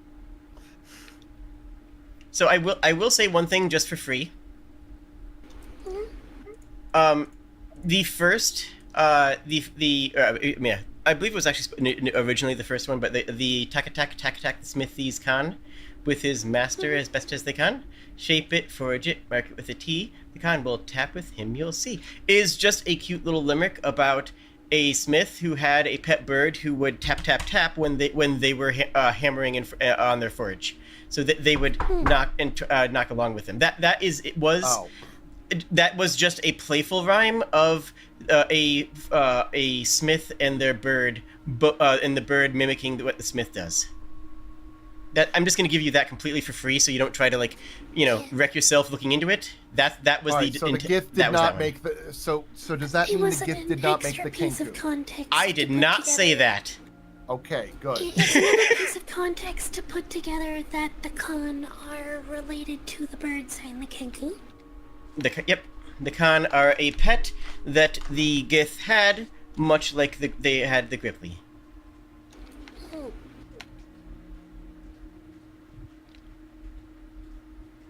Soba Okay. hates stupid big frogs that are not our frogs. All right. Sorry, I'm trying to piece all of this together because this is a lot of information we're trying to contextualize, and I hope that the chat isn't getting frustrated at us spinning and trying to piece a lot of this together because a lot of this is cyclical dialogue. Honestly, I think they're eating it up. I just wanted to go to some ruins today. And like I know it's a lot of information, but in my defense, I've been drip feeding it over a course of a year. It's not like I've info I dumped know. you. That's why we're trying to piece it together now. No, it's absolutely. Like I know that like it looks like I'm not moving much in like the tabletop sim folks chat, but I am like you might be you don't see it in the Discord. I am typing furiously trying to keep up with everything. Yeah, he is. You're going to hit enter, and the novel is going to appear, and it's going to be perfect. No, like there has been like 3 moments during this conversation where I'm in the middle of finishing a sentence, and then Soba comes in like, "But wait, that don't make sense." I'm like, delete. This has been the most podcast level that this series has been. It's true, though. Time for Soba to earn her degree. It's just those parts. Just like as like what is it? Rodolak is writing all this stuff. Soba's like, but wait, what if thing? And then just Rodolak gets a long sigh, takes out pencil, strikes out another page, rips it off, and starts writing a new one. Oh, I was thinking crumple it up and toss it in the fireplace and start over. Actually, I'm just after a while. If this is going on like all day. So Flicker just makes him a small paper shredder that he can just. I like to imagine the more period appropriate writing. If we were using like vellum and stuff, the practice was to scrape it with a knife. Mm-hmm. So I just imagine like Rodolak writing the page, stops. Puts the pen back in the ink, grabs a knife, scrape. Like 3 passes up the page, picks up the pen again. Like the point now where Soba's just kind of like impaled her sword in the floor, so he could just hold the vellum up and just go and just rub it. It's like scrape. I just need one of these days, just an image of Rodolak with like his hand on the conspiracy board meme. Yeah, perfect. Buck says that Soba ends up having to cut down. Sorry, go ahead. They already kind of did that with to me, but like actually to me, not Flicker the character, but it's like with my fucking obsession with with the fucking show that Flicker is based on. Mm-hmm. That was very good. So, all right. So I'm gonna go over one last time. And please, party and or chat, just nudge me if I miss something or I get something wrong. Let's go over this again so that we all know that we're all on the same page of what we've got an idea for, and then we can finally conclude this with the questions we do not have filled out, and ultimately the benefit of solving this mystery, which I believe is integral to what's going to be going on forward and on the campaign as a whole. Mm-hmm. If I may dare say so. Oh, you may dare say so. I will. Yes. This is quite honestly just the lore dump episode. Yeah. No. Soba's revelation there is just one of the keystones that I think that you guys needed to piece together. Okay, so block 1. The Great Stable Master. The Royal Stable Master. Before they became the Royal Stable Master. The Stable Master begun an experiment in 985. We can only assume. Early 985. The Stable Master begins experimenting on Gripply. She is empathic and invested in the well-being of their lives. Empathetic, I believe.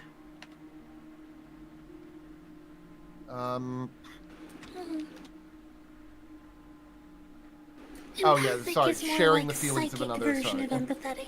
My bad. She's empathetic, compassionate, and invested in the well-being of their lives. This project, let's see here, may or may not have been under the retainer of the Royal Gith Kingdom. Are we correct in assuming, like, we don't have that information for certain?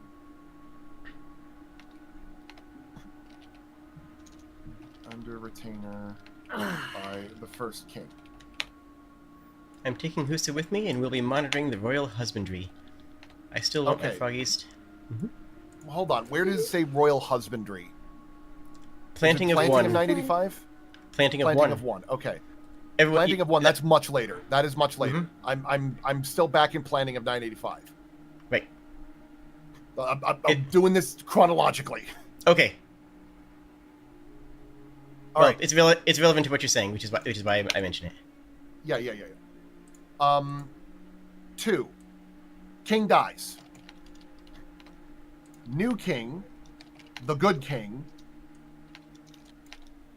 takes an invested interest in the Gripply experiment. And makes it an official royal project called the Life Project. Mm-hmm. It becomes Here's where the I'll- Life Project.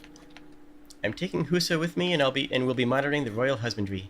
I still want my little froggies to get all the care they ever need, so I'll keep my little project in the back room. As of 1. Okay. So the Life Project is So the Life Project wasn't done by the king. It was actually just by Cerisi. Well, not even Cerisi, just by the Stable Master. Though probably Husbandry. Cerisi ended up having a hand in it at some point, probably helping.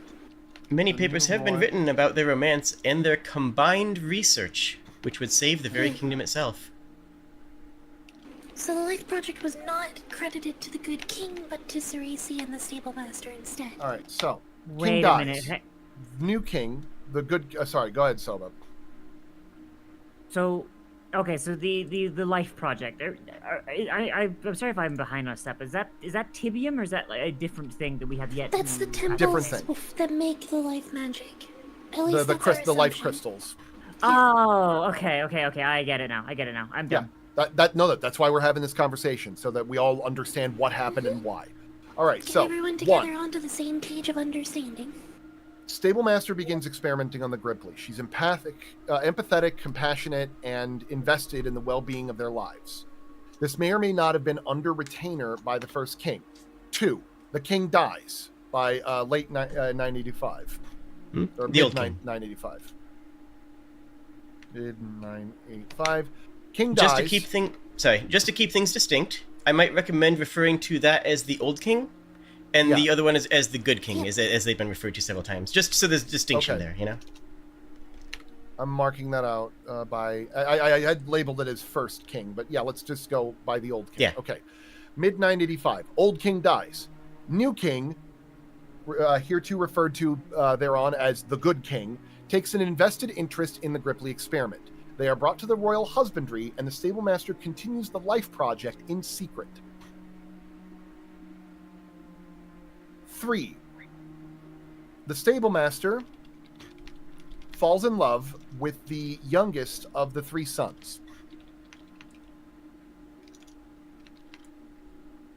An out-of-caste beloved with the love of science and research. Of the 3 sons, Skirisi, and they both continue the life experiment together. Which would save the very kingdom itself. Which At the would time that lead that- to saving the I kingdom. mean, from our context at least, it obviously didn't, but... as of when this study guide was written. yeah. Yeah, that is so true. That is so true, though. Yep.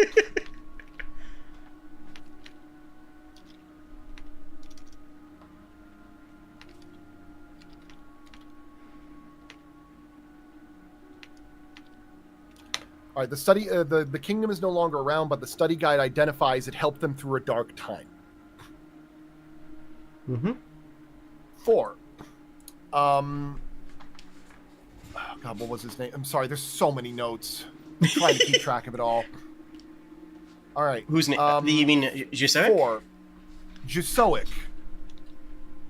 Jusoic, after having his campaign stalled, and his resources redirected to the Gripply and other humanitarian projects,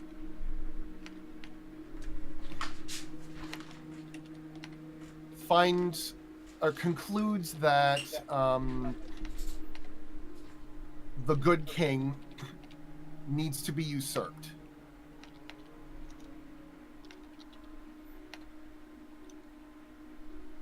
If he does not enshrine my place as the head of the family, I will have to take things into my own hands. I'm just punctuating what you're saying, just to, because this is fun. If he's not identified as heir. He was not. So the good king was backstabbed in the ring.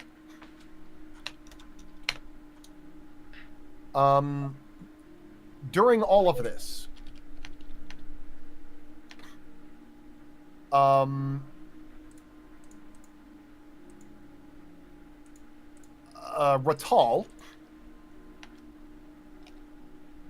Hold on. Let me actually mark early 1. Mm-hmm. And Jusoic was, I believe, late 1. Planting of 5th day of planting. Okay, no, spring. Late planting 1. Late planting. 30 years later. Correct. In the 5th day of planting in the 30th year of the era. This was... So, if I can paint something for you that I believe is clear, which means that it's information that you're supposed to have, which I don't know if it's clear. This was found inside of a hidden room. Yes. This was at the end... this was in the hidden room that you found underneath the mycelium, the mushroom place, at in the Centerlands. In a room that was designed to always be not moldy, but damp and moist, which would be good conditions for blank. This it was inside of a hidden room that that someone else had found and had been staying in. Specifically, Jusoic was in this hidden room instead of its original occupant, and was writing in their journals because that was the paper that was there. All right, so let me move that to a later thing to write. Hold on. Sure. Sorry. During all of this, Ratal had been Ratal, the second son of the king, was writing performances and children's rhymes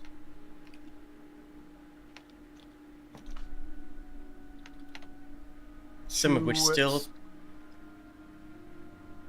to dictate the goings-ons of the empire, of the kingdom. A handful of which are still around to this day.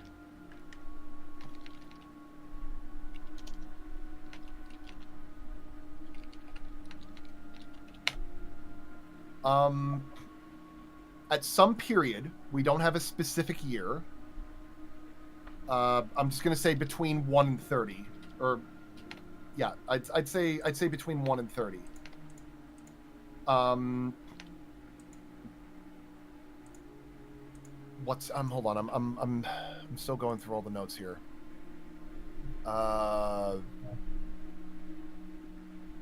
Tame Tup floods the well that the stable master and the third son, Skirisi, were using as one of their experiment places, because they had some vital information that was about to go public,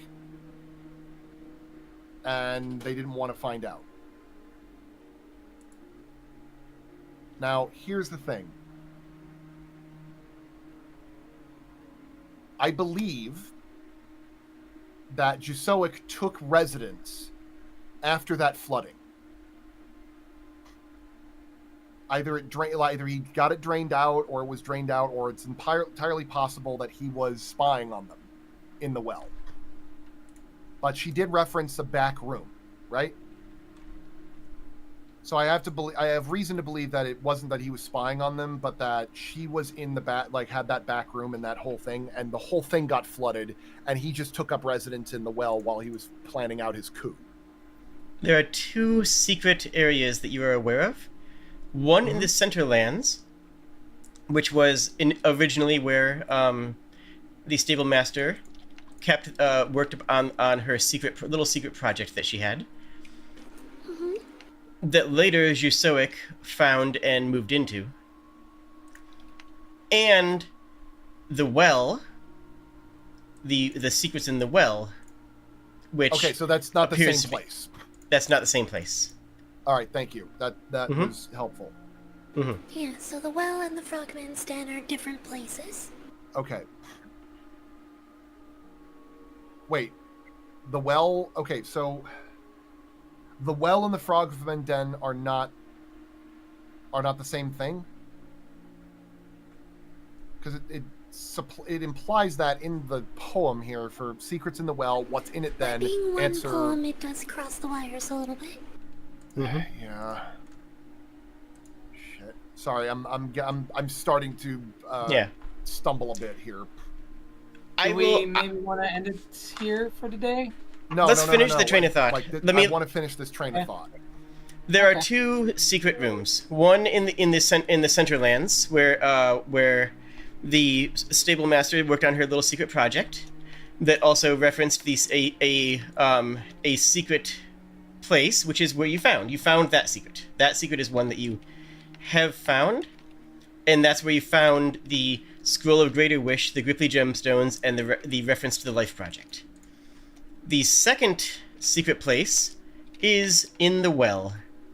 That is the one that's referred to as the Old Frogman's Den, though honestly either one could apply to that, but this refers to a second secret place, where seemingly little Teme Tup killed, a rat who never did any true harm.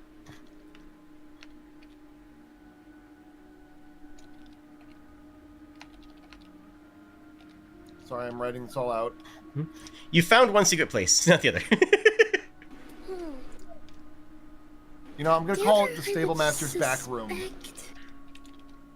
I would suspect the other one, the well, might be at the Gripply tree, honestly.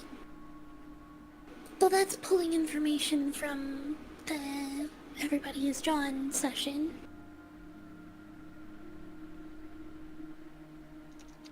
Because that's what Jade referred to as the well before, was the fountain where we got the net. And then we took that net directly to the docks. I'm sorry, what about the docks? Then, in the Everybody is John, we took the net directly to the docks. Okay. As a part of assassination temp. Yeah, so to walk them to the docks, we would have had to travel a relatively short distance. So the only places that it could be is either the western, city or western region that we have a marker for. By the tree. Or the southeastern one in the swamp, being near the ocean. To match with the dock. Correct. Those are the only 2 that jump out at me as, possible locations. Jusoic moves into... So we have 2 more locations that we have to, search to find the well referred to in the other poem and get the last piece of the puzzle. Probably. Alright,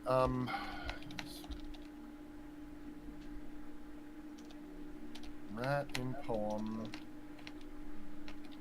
Possibly Scurisi. Alright. Can I just throw in one more comment here? Okay, go ahead. I'm just giving you information you guys already have. You know that. I know, it's just every time you do that, I have to completely dramatically rewrite this thing. You shouldn't have to do that for this one. There are 2 locations that are mentioned by name, Callus and East Callus. Okay. Okay, here's Soba out on this one. What if East Callus is very far away? Soba's still holding on to long parade theory. What if East Callus is to the west? East Callus might be the location by the shore to our southeast in the swamp. What if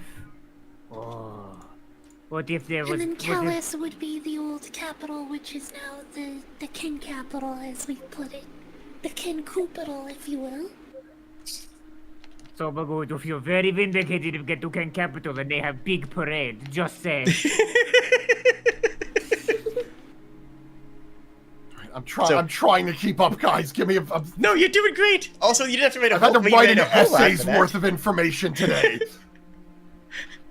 In my defense, All right. I've written several essays worth of information. You're the DM. Do go on. With respect, shut up. No, fair though. Completely fair. All right. 4. During all this, Rital, the second son of the good king, was writing performances and children's rhymes to provide news to the kingdom, which continue to this day. 5. Between year 1 and year 30, Tame Tup floods the Frogman's Den to silence a whistleblower for something about the Life Project. Either in the western city or the southeastern swamp is the location of the Frogman's Den. The rat in the poem is possibly Skirisi. There is a bell nearby this den. Am I correct in saying that? I'm not sure where that's coming from. Right? Ding dong The- bell, secrets in the well. Yep, that's true. Yeah, okay, yep, you got it. So it has to be within earshot of a well. References within earshot of a bell. Yep, that is true. Yeah, John lived in a bell tower, went to a well. Of a bell So, tower. like, yeah, that's our, like, clues putting our meta-knowledge adjacent, at least. Yes, Yeah. that is absolutely correct.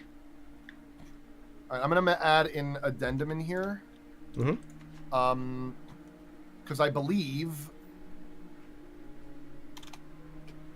were we? I'm trying to remember. Did we didn't have a we just called him John, right? Correct. Hold on, I'm gonna mark it in bold. We had a campaign, a game where we played John assassinating someone to save the world.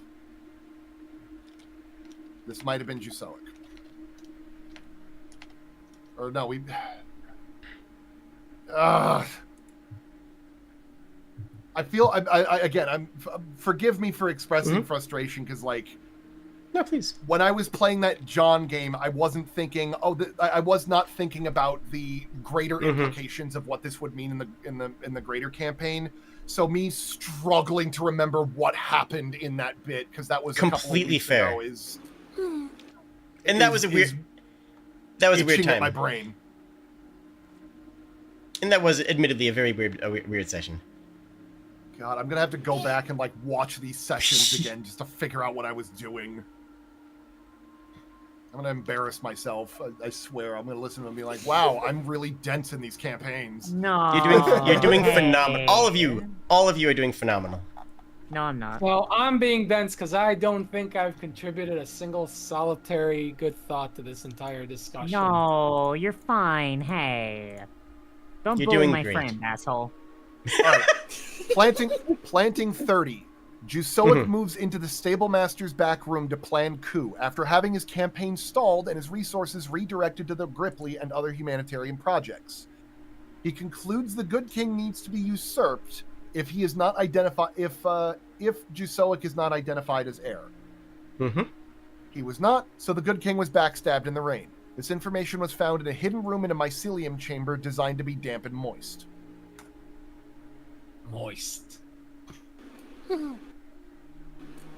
I believe that's what we've got. Functionally, Okay, it was a Gripply Zoo. It was like a Yeah. Gripply vet's office. Functionally, Yeah. was what we found.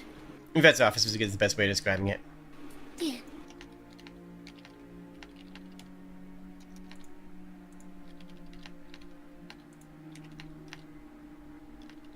successful.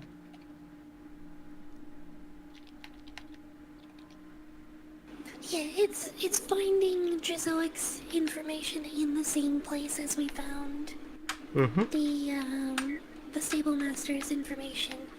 Is part of what makes it a lot muddier on like piecing things together. Yeah. And and you can soft confirm that Jizoic did not find the Stable Master's secret panel. Because the stuff Okay. was still there. Yes. Yep.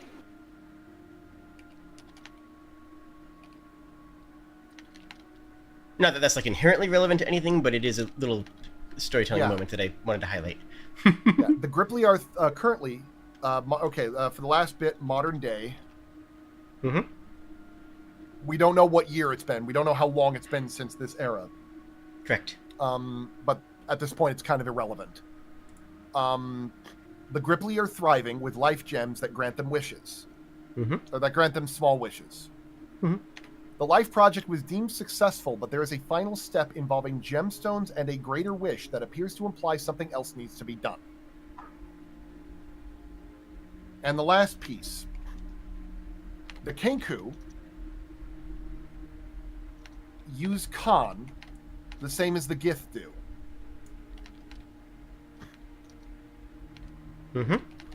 And frequently use Gith bones as part of their rituals. Correct. Constantly, perhaps. Implying connective tissue, implying a connection to their death-centric culture.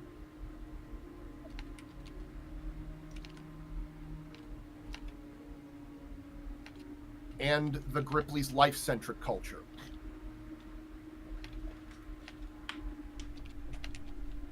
Because the Kenku only concluded the value of the Gith kingdom after they had passed away and continued to emulate like aspects of their lives by their bones. The Gripply focus very much heavily on life, and it was implied that the life experiment or the life project thwarted a disease or some kind of calamity that would have plagued both them and the kingdom. At least temporarily. Which would save the very kingdom itself.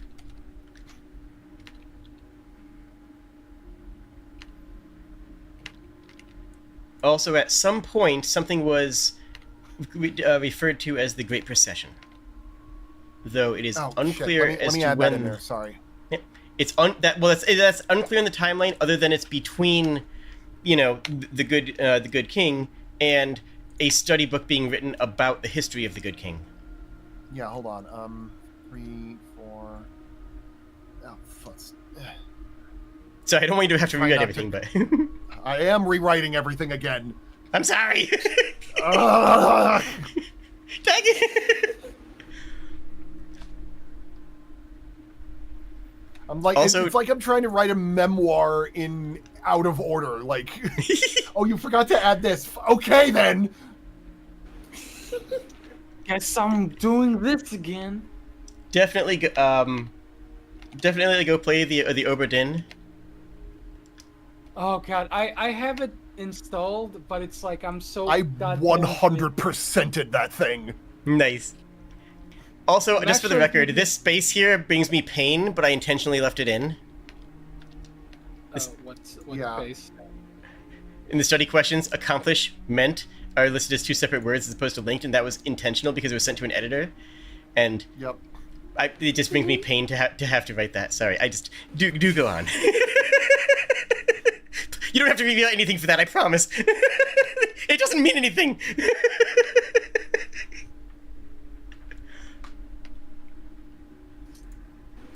had to do some similar stuff in the past. There was one that I did actually was,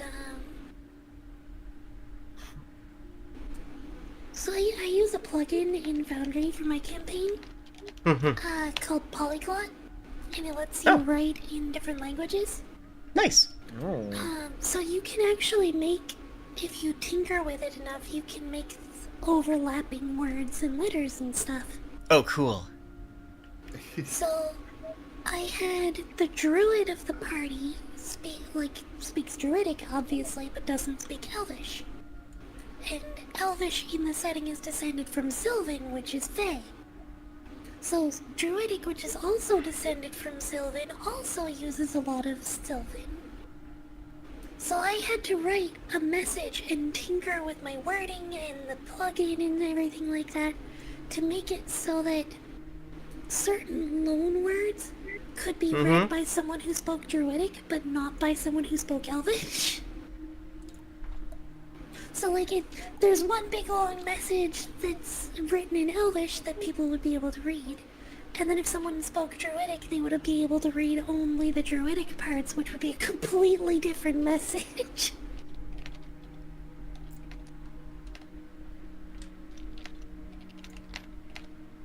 It was extremely important to a specific scene.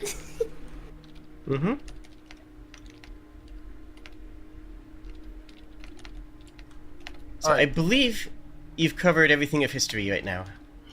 All right, last piece. The Life Project, air quotes, saved the kingdom from some calamity or disease. At some point, the kingdom fell.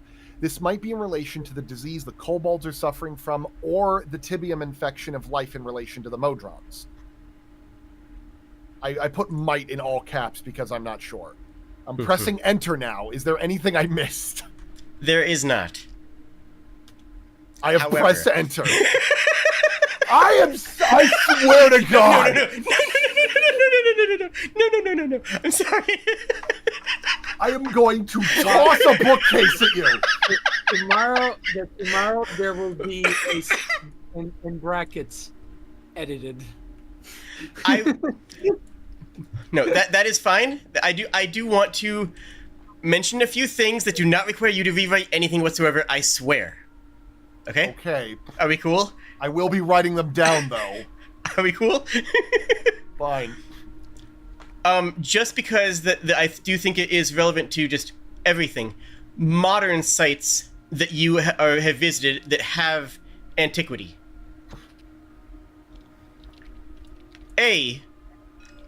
The blacksmith / cold room, which has been used both as a mixture of freezer and furnace, that you've also discovered how to use as a blast furnace. Okay. B. What about it? It's ancient and appears to be from the same era as the ancient civilization. These are ancient civilization sites that you are conscious of, that your party is aware of. B. The first blood shrine that you guys found was in the by the goblins, which you nuked. I'm still not over that. We forgot the bloodstones were in there. How many times we gotta say this? But importantly, that's how you learned what it was. Yeah, that is certainly one way for to learn. It's definitely the flicker way to learn. I thought it would be the most fun way for us to learn anything about this. Honestly, no, you're right though, 100%. It was. All right, keep going. Also, there is a gemstone shrine at the base of the Gripply tree, under the eaves, under the awning, that is still active and culturally in use as a method of creating new, creating these Gripply gems, as they're known. In addition to that, there is the mycelium, which you mentioned, but I feel like it should be brought up as a place that is still currently existing. The mycelium, which is enchanted to stay damp and at all times, which has a couple secret rooms. That is another one that you are conscious of. Which we are There going are- to refer to, for the sake of this, we're going to be referring to that as the Stable Master's back room. The Stable Master's back room is in the back of the mycelium. Yes, Yes. behind a door, behind a hidden door. So yes, that is the back room is in the mycelium. The back room is not the mycelium. Yep. There are the Any weather others? stones, Okay. which genuinely appear to have no function other than to control the local weather to whatever the orientation of those stones determines. It just all makes it so that there's always, some whatever weather is decided upon at that location. And you are conscious of, from the very beginning of the campaign, quote unquote ruins in the swamps to the south that people in Lawnfell knew from the beginning but generally had not explored, which had consequences of the children deciding to go explore it, and, well, tragedy befell.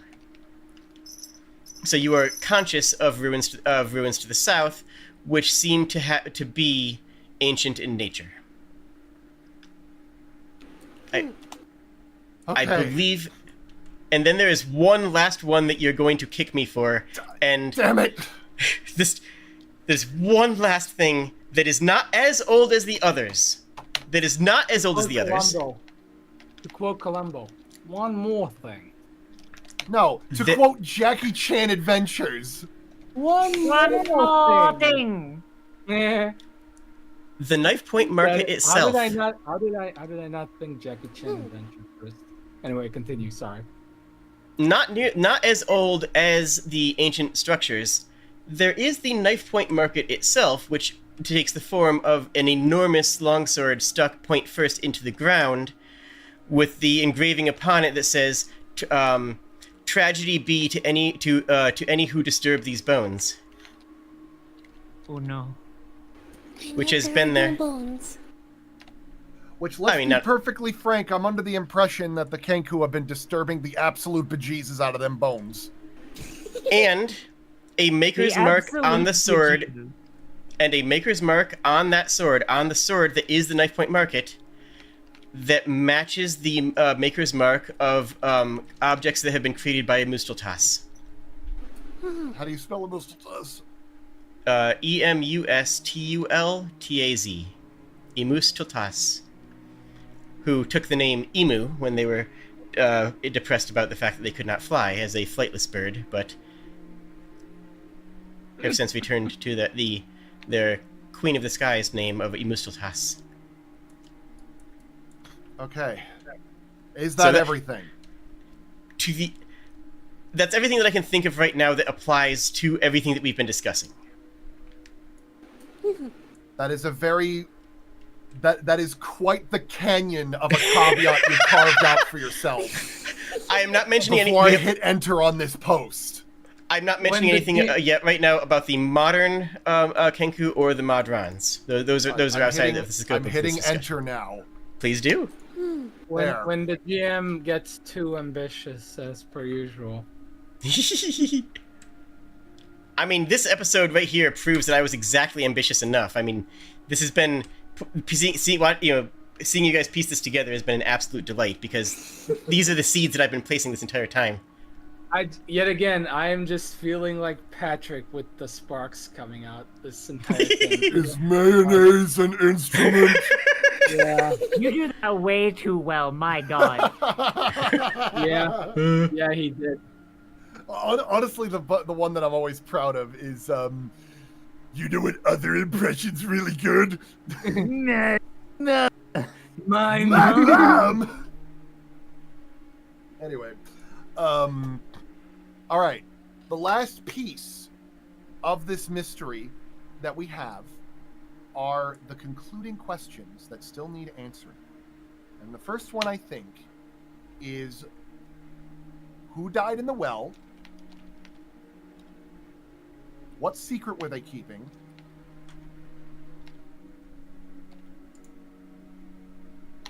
Where is the well? We have an idea, but we haven't visited it yet. True. why was the well this separate from the from the mycelium? Mm-hmm.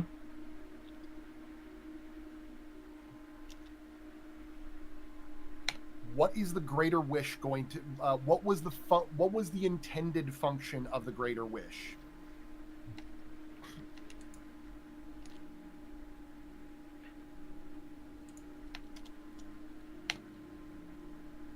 The intended function of the Greater Wish was to make the life magic for the Gripply, wasn't it? Well, here's the thing. If that was the case, they're doing the life magic right now with their gemstones. I have reason to believe that the greater wish, like the bigger one, is in relation to something about the Gripply, where like once they got to a certain stage in their culture, there might have been a wish that the stable master wanted them to make. She did say, I added a little something of my own to make sure they got everything they wanted. Everything they could wish for. They have. Mm-hmm. If that was the case, then why did she make a greater wish scroll with the Gripply gemstones next to it? What if wish was to make bigger Gripply wishing rock? That's possible. Probably for testing purposes. Hey, GD, could you roll me something? Wait a minute. I'm actually not in the game. I was Just roll it. Just roll a d20. Okay, let me Google. Silva just like slams her hands on the table real quick. They use greater wishing scroll to wish for many smaller wishes. Google says 9. Okay. What's your character? What's your investigation or arcana? Well, you know what? No. What's your crafting bonus? Crafting bonus is a solid plus 14.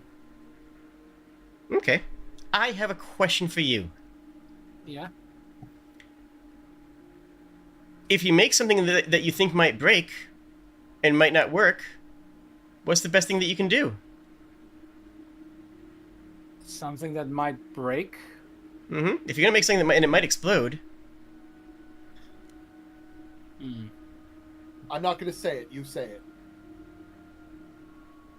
Probably not thinking the same. Think like Flicker.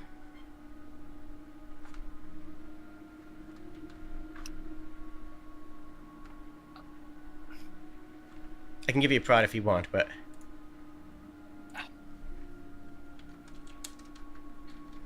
Okay, think like Flicker. That I knew might explode. Probably use it to still probably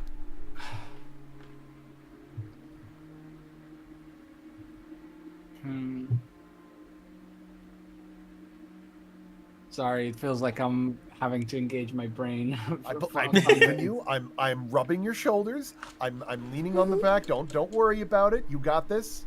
Mm-hmm. What would you do if you were making something that you knew was going to break at some point? But you still might need it. But you still need it.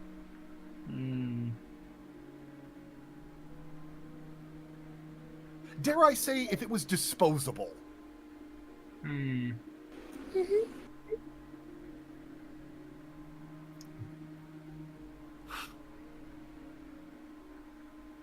The grip on my hands on your shoulders are slowly starting to tighten. Not impatiently. I'm wondering if this is a English is not his first language moment. That might be. I don't think that's the case. No. My actual, what's supposed to be my first language is my worst language. My English is... No, like you have to understand. There's a unique dynamic going on between me and Dictator right now because we have been in this exact situation in another campaign that I was a DM for. And I'm like, I- you got this. Oh my god. If you want me to toss you another hint, just say so. I didn't see the first one Or- because I'm. No, the first one was brain the first one was the prodding I gave you. I can give Oh. you another hint, or you could try to roll higher.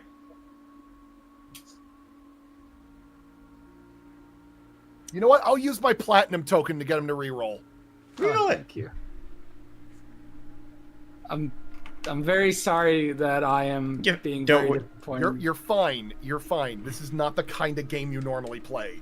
Yeah, this is just the kind of input that I think Flicker would be definitely be the one to give.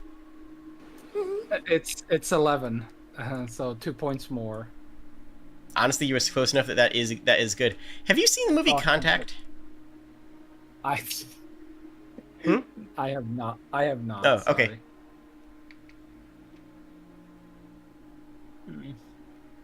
I'm trying to think of a cartoon reference that you would I was get. about You know to what? say, was that the whole clue? I mean, if you've seen Contact, then it would be enough. To be fair, I know. but All right, you know Do you what? want me I've got one for you. Let me help on oh this please, one, Jade. please. Okay. You've watched Gravity Falls, right, Dictator? Yes.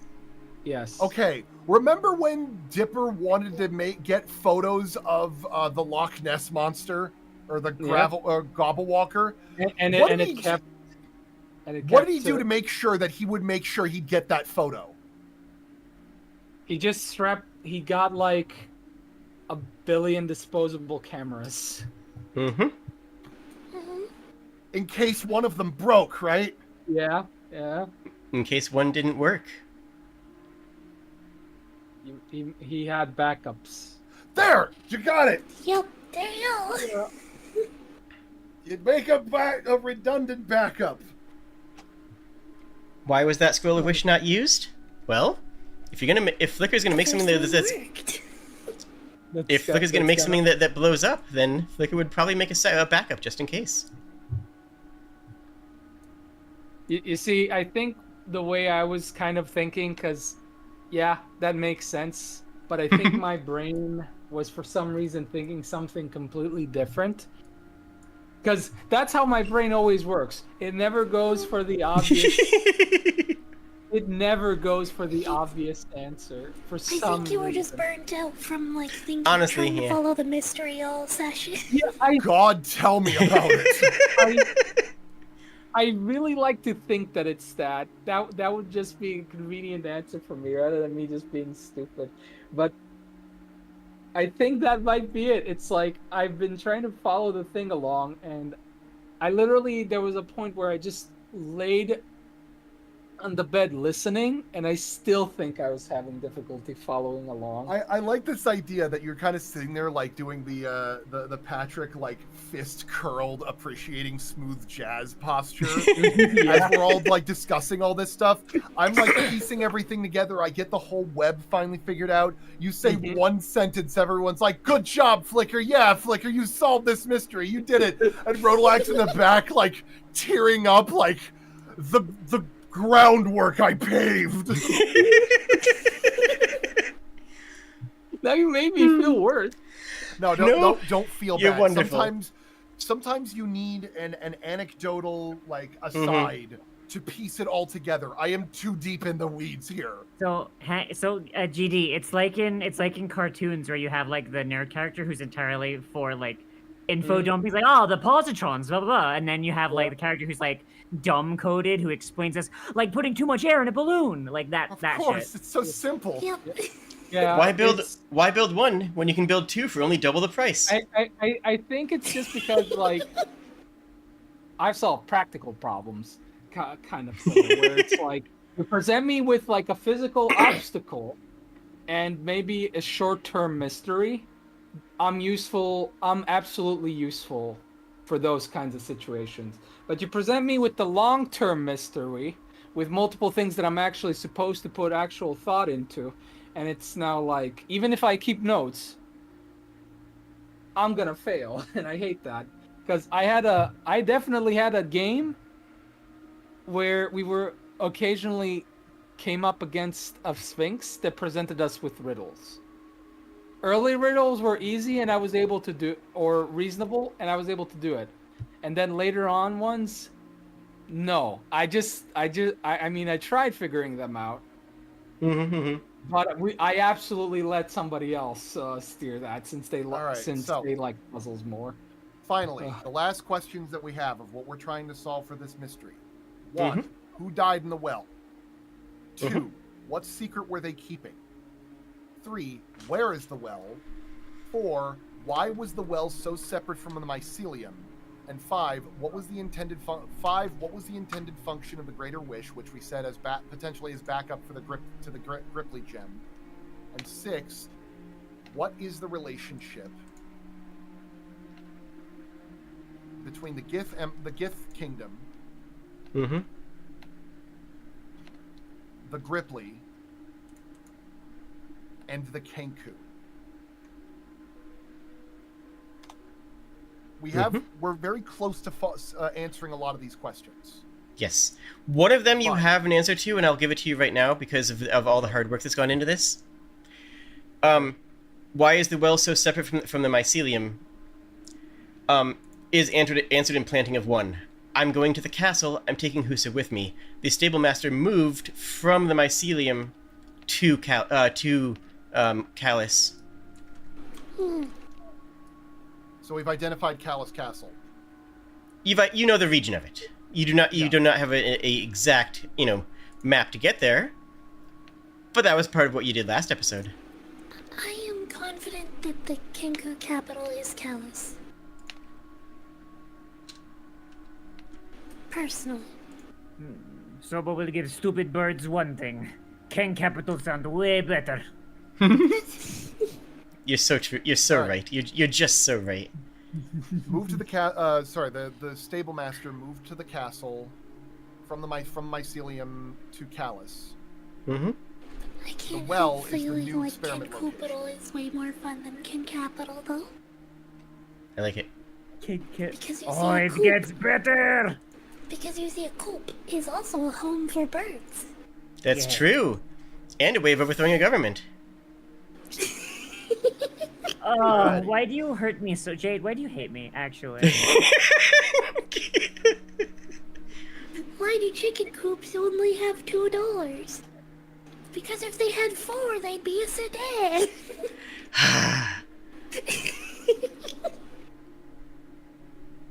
But yes, this has been a phenomenal evening with everything that's been pieced together, and I could not be happier about this entire session. Yeah, I hope that I know that you were probably planning on what are you going to be doing in your spare time? This is perfect. We're solving this.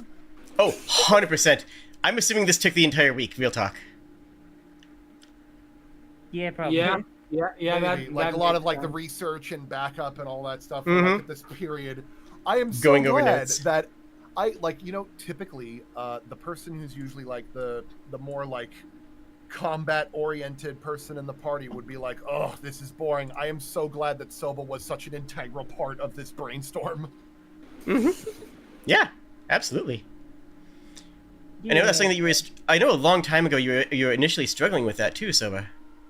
Yeah. That's because I felt like I was stepping on people's toes if I did anything other than Big Smash. No. I think that's also the thing that's bothering me. It's this actually does feel like something that Flickr should be contributing to, and meanwhile I'm just I'm literally staring at the wall. If I would argue for Flickr is the kind of person that very intrinsically understands the how. Rodelac is the person that understands the why. That's the difference.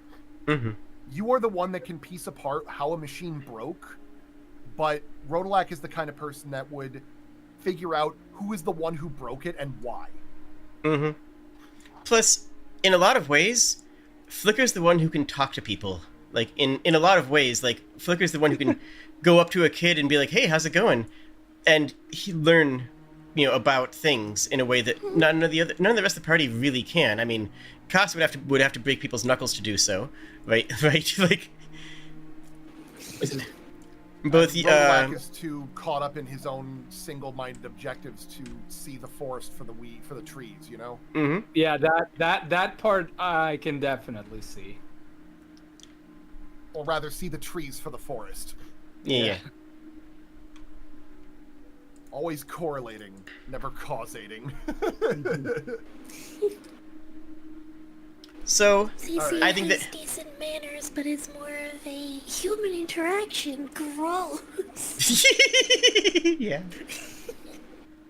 So, But yeah, I think this Flicker is Sorry, Hmm? go ahead. no, please go ahead. Yeah, maybe it's just because I like talking to the NPCs and such, but Yeah.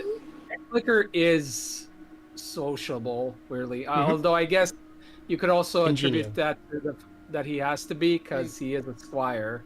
Jake, So can we that get, up. like, can you post a thread for the Gripply experiment so I can copy paste all these notes so they don't get buried by the D&D chat?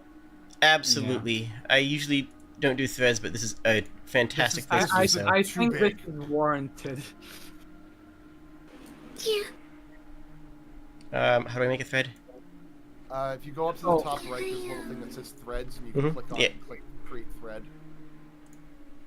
I don't have the I ability get what to do everyone that, so- means though, about like trying to not step on each other's toes, because like we are in a party with 2 inventors too, so like Yeah. Flicker and CC have a fair amount of overlap. So I have tried to make distinction in like our fields of expertise, and Yeah, that's another reason why I kind of didn't want to talk as much, because it's like he's clearly in his element here, and I don't have permission to send messages in that channel. Could you? Why not? What? that's strange. Hold on a Again, second. it's because threads are locked behind like admins or something. They are? Okay, hold on. Let me see if I can fix. But yeah, I did like that you renamed it like a peaceful time in town to we need to be, a recap of studies. Over here with my Sherlock Holmes hat and pipe.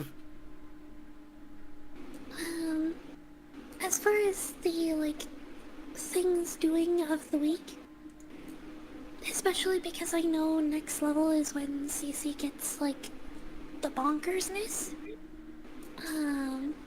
She working hard on a big project.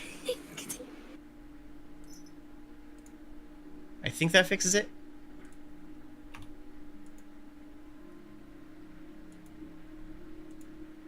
Ah, the Kenku. How do they piece into all of this? Isn't that Yep, cool? that's what I wrote down. Yeah. Oh, by the way, remember that the Kenku believe in the person who has been alive for the longest period of time is their leader. Interesting that. Yep. Would be really funny to roll up when you're like 10 years old. They could have been the con. Or something. Literally Surprise, that it's like Tay one. Makeup. Interesting.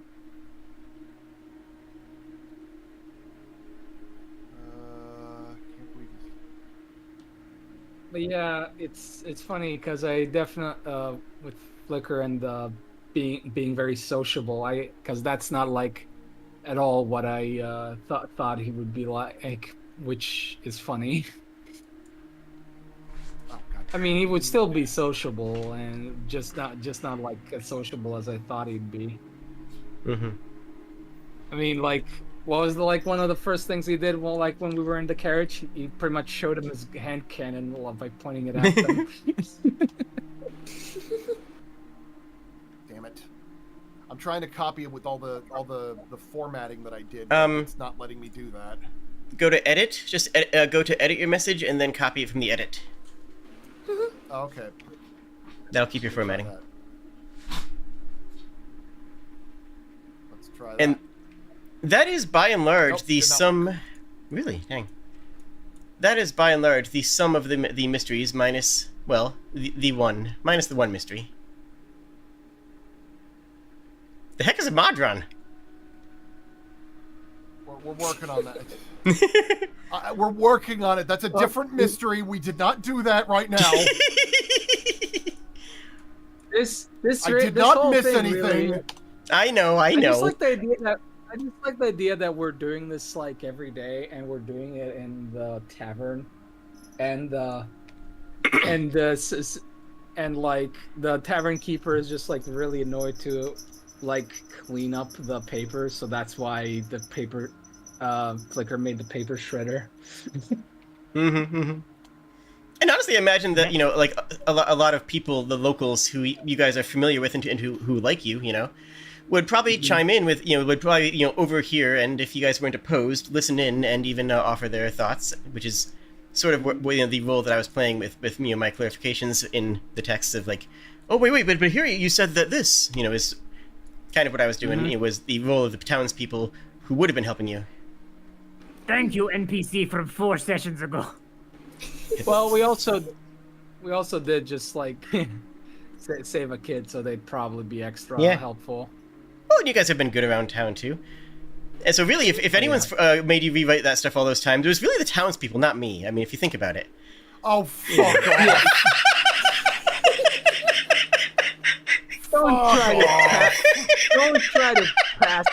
Don't try to blame the NPC. Speaking of blame for the dungeon master for the flimsy sliver of cardboard on his face, 'twas to blame. Hi. I love you guys. Jade, can we? Hi. I've been wondering, like, whatever next one we try. Honestly, I think I've been like really like wanting a campaign that's with the dark sun setting. Okay, I think I've gotten all the notes, Cop. Oh wait, no, I didn't. I've still got more to go. Damn it. And again, this is not a forever campaign. Once you solve all the mysteries here, you will you've effectively know what is required for completing the campaign at this point. I'm not saying that that's going to be easy or that you have everything right now, but you have a pretty good handle on what needs to be done and figured out for the remainder of this campaign. We just gotta get the last puzzle piece from the Kenku, and I imagine that's probably gonna tie in the Modrons as well. Yeah. Or at least put us in a position to find the last piece from them, so we're like 2 quest arcs out from the end. Maybe 3. I'd say. Okay. I'd say 3 if you count exploring the ruins as a separate one, as a quest arc.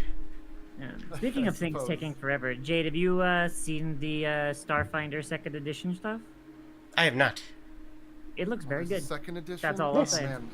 I only got to play one session of the 1st edition of Starfinder, and that figured out real quick. I personally do not like Starfinder 1st very much, but Starfinder 2nd takes a lot of stuff from Pathfinder 2nd, and it in a really good way. Oh, neat. I will say I was actually I was- eyeing like potentially as a campaign also being Spelljammer. Apparently, there is a because it's very feat based like regular Pathfinder, where your character is so brain poisoned from being on the internet all the time that you can forcibly project dead memes into your opponent's brain to stun them. That's awful. No, that works IRL too. Yeah, you're just so chronically online, and you have telepathy. Oh, that is terrible, Hey. but also completely believable for a modern telepath. I'm going to close out the stream since I think we're pretty much, We're brainful petering here. out at this point, yeah. With I'm just going to close it with Marcus and his group coming back, wearing completely different armor, but going into the bar where all of you guys are poring over notes, and just coming up to you, clapping you guys on the back, interrupting your train of thought, and going, "Hey, we just killed a giant purple worm. What have you guys been up to this week?" Well, everybody in the tavern ceases to pay attention to you and goes and praises them. Well, we could... Flicker just goes, well, we could have done that. Silver folds arm and it's like, Killing purple worm is not the big thing. Soba's uncle did that all time. Was not purple when he got it though. In fact, you probably would have. In fact, you probably would have killed that purple worm, Liv, had you had the opportunity to. Jesus. I mean, if we wanted to, we could have killed it, but we're Purple not. worm. We're not that basic. Purple worm is lame. Lame. You have a lame adventure. Shut up. Okay. Anyway, thank you very much for allowing me to paranoid piece all the pieces together and all this. I could not be happier right now. Like, you found the threads that I have been hoping that I had made clear enough for all of them to be able to stumble together. And you guys had enough to begin piecing a lot of this together, like, several sessions ago, and I'm just overwhelmingly happy that you guys have done that. Like, genuinely. Yeah, you have to, as a DM and as a player, you have to understand, like, player brain rot is one of the most challenging things to overcome. Yeah. One of the deadliest puzzles I have ever seen somebody subject a party of players to was a locked door that had a single wooden sign on the front that says overthinking. They were stuck there for 3 sessions. Oh God, that's just. Oh, me. I believe it. That was just me during that fucking question. Tolkien literally made a joke about that. Literally made a joke about that in Lord of the Rings. Speak, friend, and enter. Like, that's the same joke, right? Yeah. Yeah. More or less. Yeah, actually, now that you mention it. Far too easy for this old wizard to figure out. I'm so accustomed to being the DM where I'm piecing together the mystery for everybody to figure out, and I like one of my proudest achievements in that is that I've been able to keep a mystery for a campaign, like an overarching mystery for a campaign, be sustained as interesting and engaging for like 6 years. Nice. Oh, that's so hard. You know. It's just like whenever I have difficulty with something, and I'm just like not contributing to it, I am very annoyed because it's like I had the Chilled campaign, and I distinctly remember like the GM praised me because I was like on point with the puzzles and like helping out and stuff. By the way, mind you, this is a campaign that I haven't played before, and it's a module. So it's like most of the things I was actually able to like deal with fairly reasonably. Nice. And like I will also have you know, Jade, I was planning on doing like some sound work while I was working on this. When we got to the point of, all right, we need to unpack this mystery, I dropped everything. It was amazing. And honestly, throughout the campaign, you guys have had these moments of, oh wait, this was over. That means this. You guys have had these little moments of epiphany constantly, and I love that. And I was expecting all of this to kind of collapse into place. Once you found 1 or 2 more pieces of the puzzle, just kind of like, oh wait, this means this. This was over here, and like just sort of like have it all fall into place. And you guys did exactly that entirely on your own, while still missing several critical pieces of the puzzle. But that sort of epiphany moment, that sort of is my goal. Like that's as a DM, like my goal is to generate those moments of going, oh my goodness, this means this means this, and this is connected to that. And all throughout the campaign, you guys have been finding those. You guys have been solving those mysteries as you've played, and I love that. Well, at the same time, I was crafting a greater mystery that weaved all those other little mysteries together. Why did these fountains spew blood? Wait a minute, the Gripply fountain is doing this. Does that mean that the other fountain, does that mean that it's this, you guys came to the understanding the nature of the Gripply gems entirely through that sort of epiphany moment, and... by blowing them up. Well, admittedly, but still. That counts. I've decided that counts. But like... Hey, so long as we figure it out, that's all that matters at the end. So like... To me, as I gauge my success in many of these episodes as how much do the players seem to grasp of the mystery, and how much do they enjoy seeming to seeming to figure out parts of the mystery. And consistently, you guys have both enjoyed that and engaged with it. And this episode is like this session is just the culmination of an entire year's worth of mysteries in connecting everything, and I think that's super awesome. All right. I should Meanwhile, probably get some dinner. real quick before you do though, friend Fluffy One, what do you think of this Pepe Sylvia?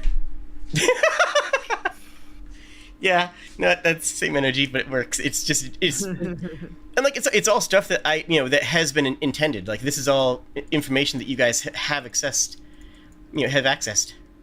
Have boxes of Pepe Sylvia. All right. All right. Thank you all for being wonderful, and I hope you had a good time. I'm gonna go splat now. Bye. Bye. Yeah, I think in this campaign that lasted 3 hours, I rolled a grand total of 3 times. That's a sign that I haven't even they were all all Tabletop Sim in hours.